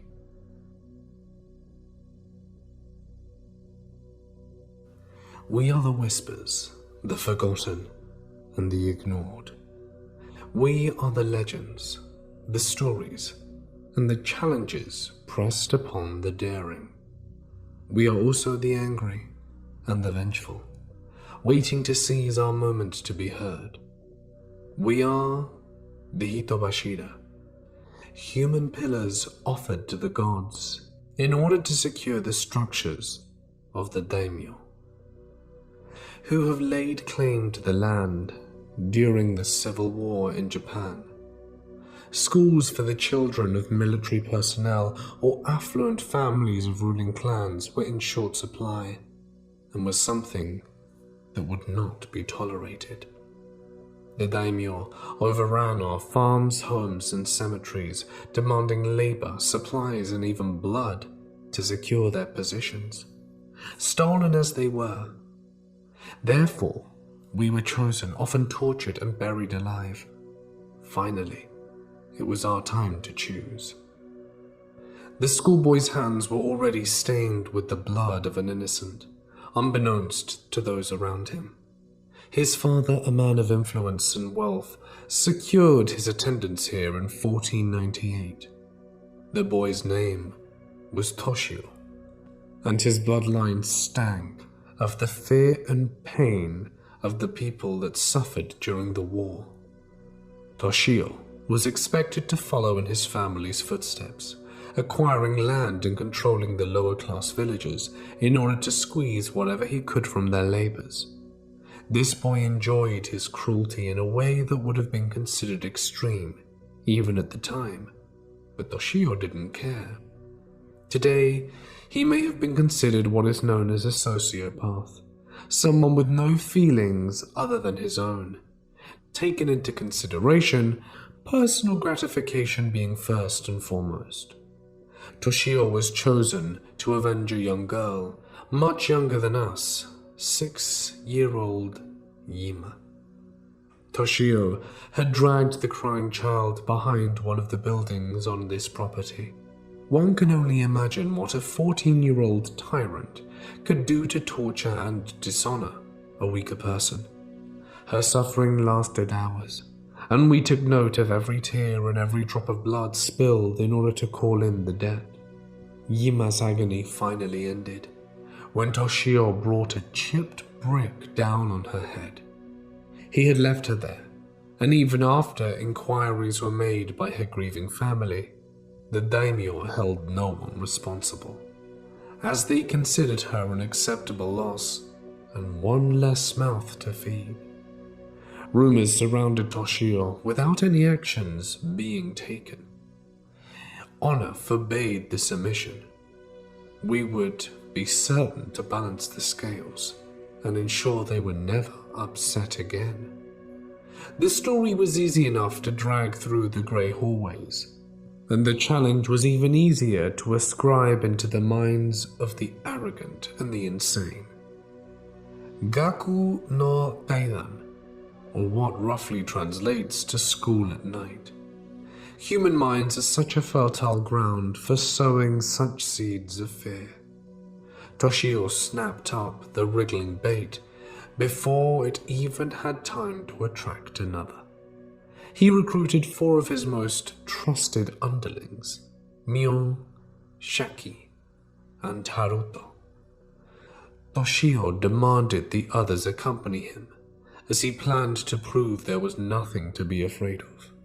None of the other boys had known what Toshio had done to young Yima, but it was too late now, and we had culminated enough rage for all of them. The more logistical of the boys were incredibly hesitant to enter the school grounds, which might have saved their lives, but thanks to their fearless master, they were shoved through the shrine gate first. The 4 of us Hitobishara were enraged enough to not care who met their fate first. However, for the gross disregard of basic honor, Toshio was mine. Immediately, Toshio allowed his bravado to take lead over his reverence. The eldest of us, while still angry and desiring vengeance, were too weak to participate, although the environment they had provided around the school was appreciated, allowing the prey to slowly separate without notice. "No, what are you? Toshio, help me!" Toshio turned around, where his minion Mio had been screaming. There was nothing. No blood, no evidence of a struggle, and definitely no Mio. "I'm not afraid of you. Come out." Toshio was roaring now, finally giving off consumable energy. Then, one after the other, Toshio could hear his minions being ripped apart and dragged into the darkness. Soon, Toshio squatted on the ground near the spot where Yima lost her fragile soul and began to weep and beg. The irony was lost to no one, especially Yima. We watched as the young soul approached her attacker, but there was no compassion in her expression. "Toshio, do you see how cruel it is when you beg for mercy, and no one cares?" Toshio stared at the child, with the depressed and blunted head still covered in rocks and dirt. "You should be grateful. I did you a favor, and you got to have me. That is a privilege in itself. Do you know who my father—" Yima struck, with more force and violence that any of us had ever seen. The broken part of the metal rod pierced Toshio's chest, as simply as a chopstick through rice. And while she was only 6, she managed to lift him up on the ground and slam him against the rock that she herself had perished under. We hurried to secure him in place. Yima stepped back, admiring the crucifixion-like position that her killer was placed. She cocked her head playfully. "Why you, Toshio? I can think of no one more deserving." With that, we each grabbed a leg and listened to the meaty sound of them dislocate. Heard the blood and sinew plopping on the rock. Yima picked up a sharp metal rod and tore at the pant leg to reveal the undamaged skin, and wrote a few words that no one would soon forget. No school at night. Toshio was a dishonorable murderer.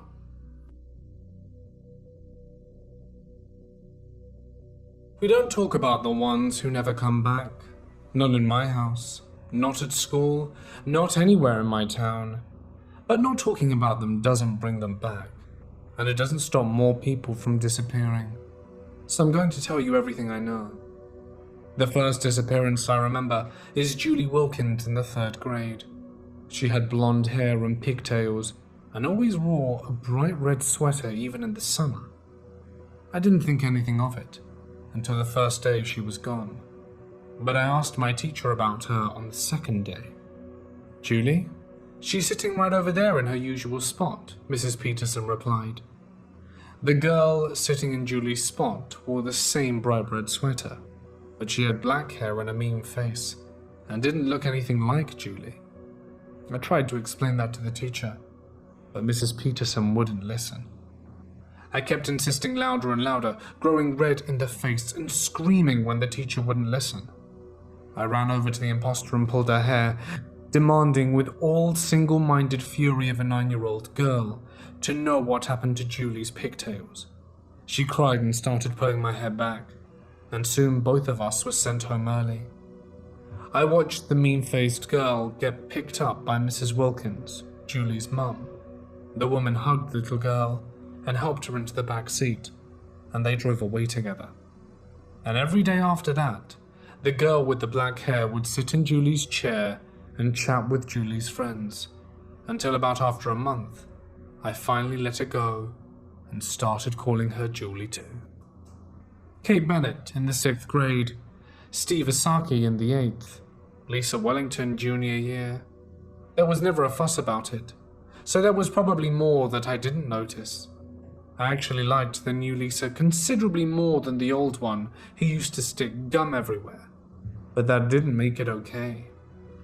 Because every time it happened, I couldn't stop thinking about, what if I were next? I didn't like the idea of someone else sleeping in my bed or hugging my mother. I liked the idea of what might have happened to the original person even less. As I got older, I started thinking there was something wrong with me.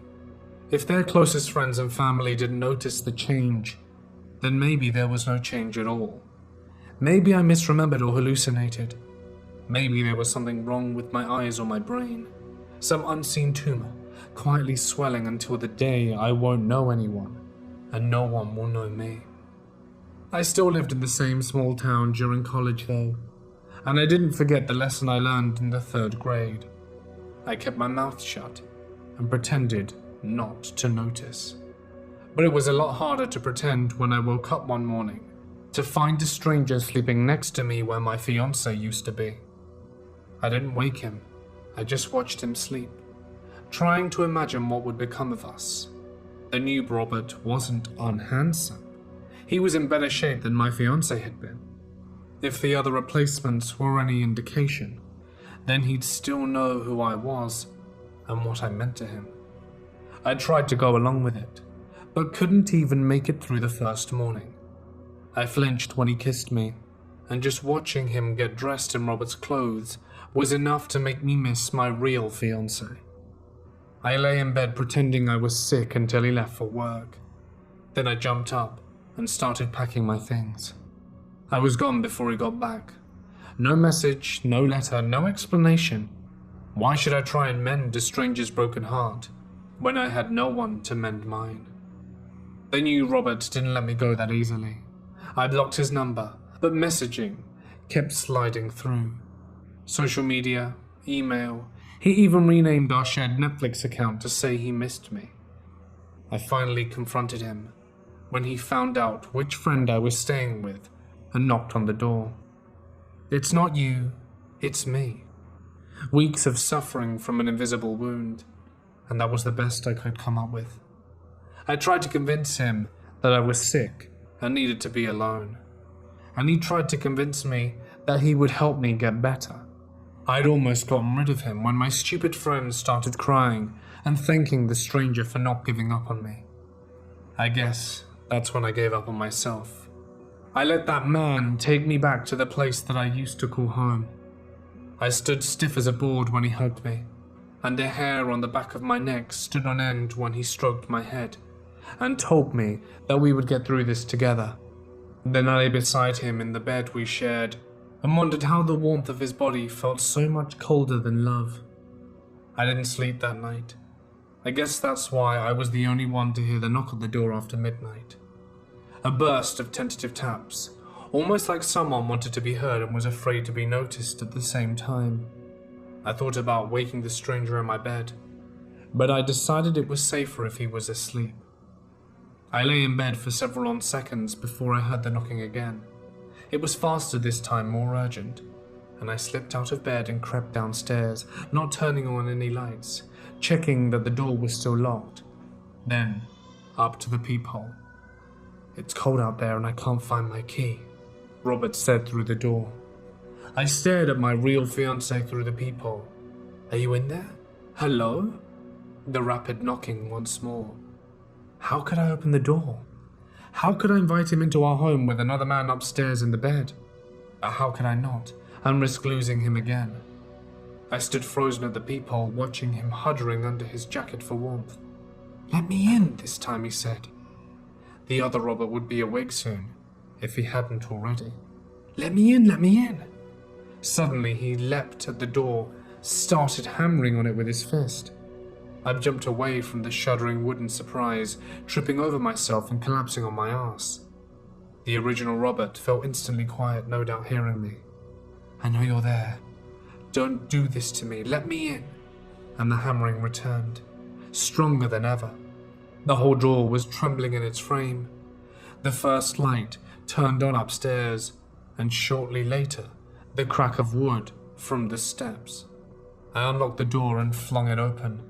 I clenched my eyes and braced for impact, expecting the real Robert to come flying into the room from his momentum. "Honey, what's going on downstairs?" the stranger's voice said. "I don't know. I thought I heard something." My voice ringing hollow in my ears as I stared at the empty darkness.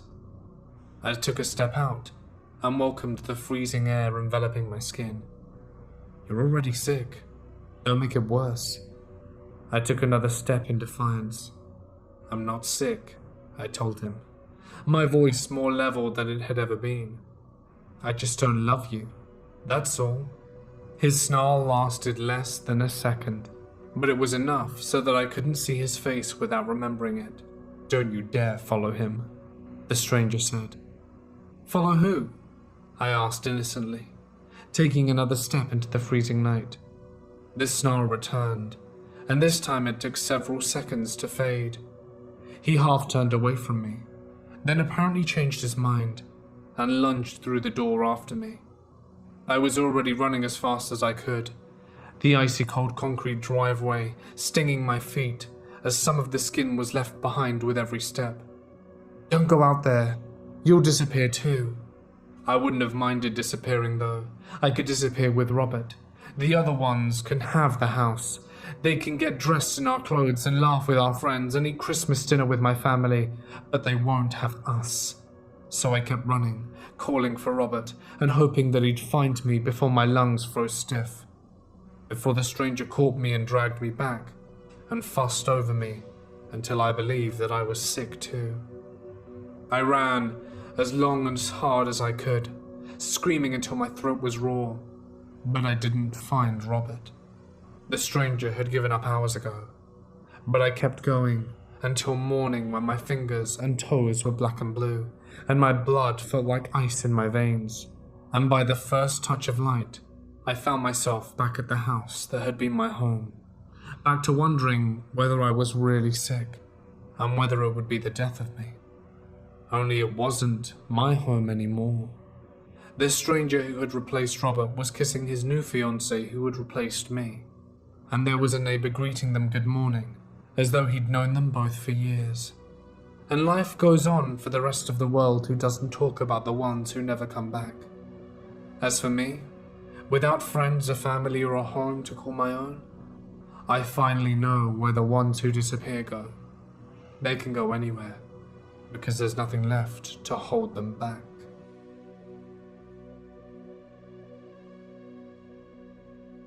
This all started the night my girlfriend dumped me on Valentine's Day. The bad thing is that she lives right across the street from me. Anyway, with no date, I visited the deep web for about an hour. Then I went on a discussion forum. I decided to leave her address in there with the title of "Visit if you want to get time." Nobody responded to it, So I got off the laptop and played PUBG. About 2 hours after I started, I got bored, so I went back to the discussion board and saw a few replies. It was 27 replies from the same person, and it asked, "Are you home?" I didn't think much of it, and I got off my laptop again and decided to play a prank and order some pizza to my ex-girlfriend's house.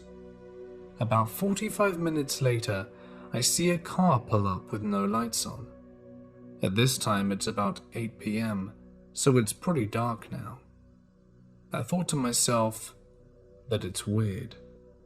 Anyway, the car parked and a man in all black got out and began walking to her door, but he didn't have any pizza.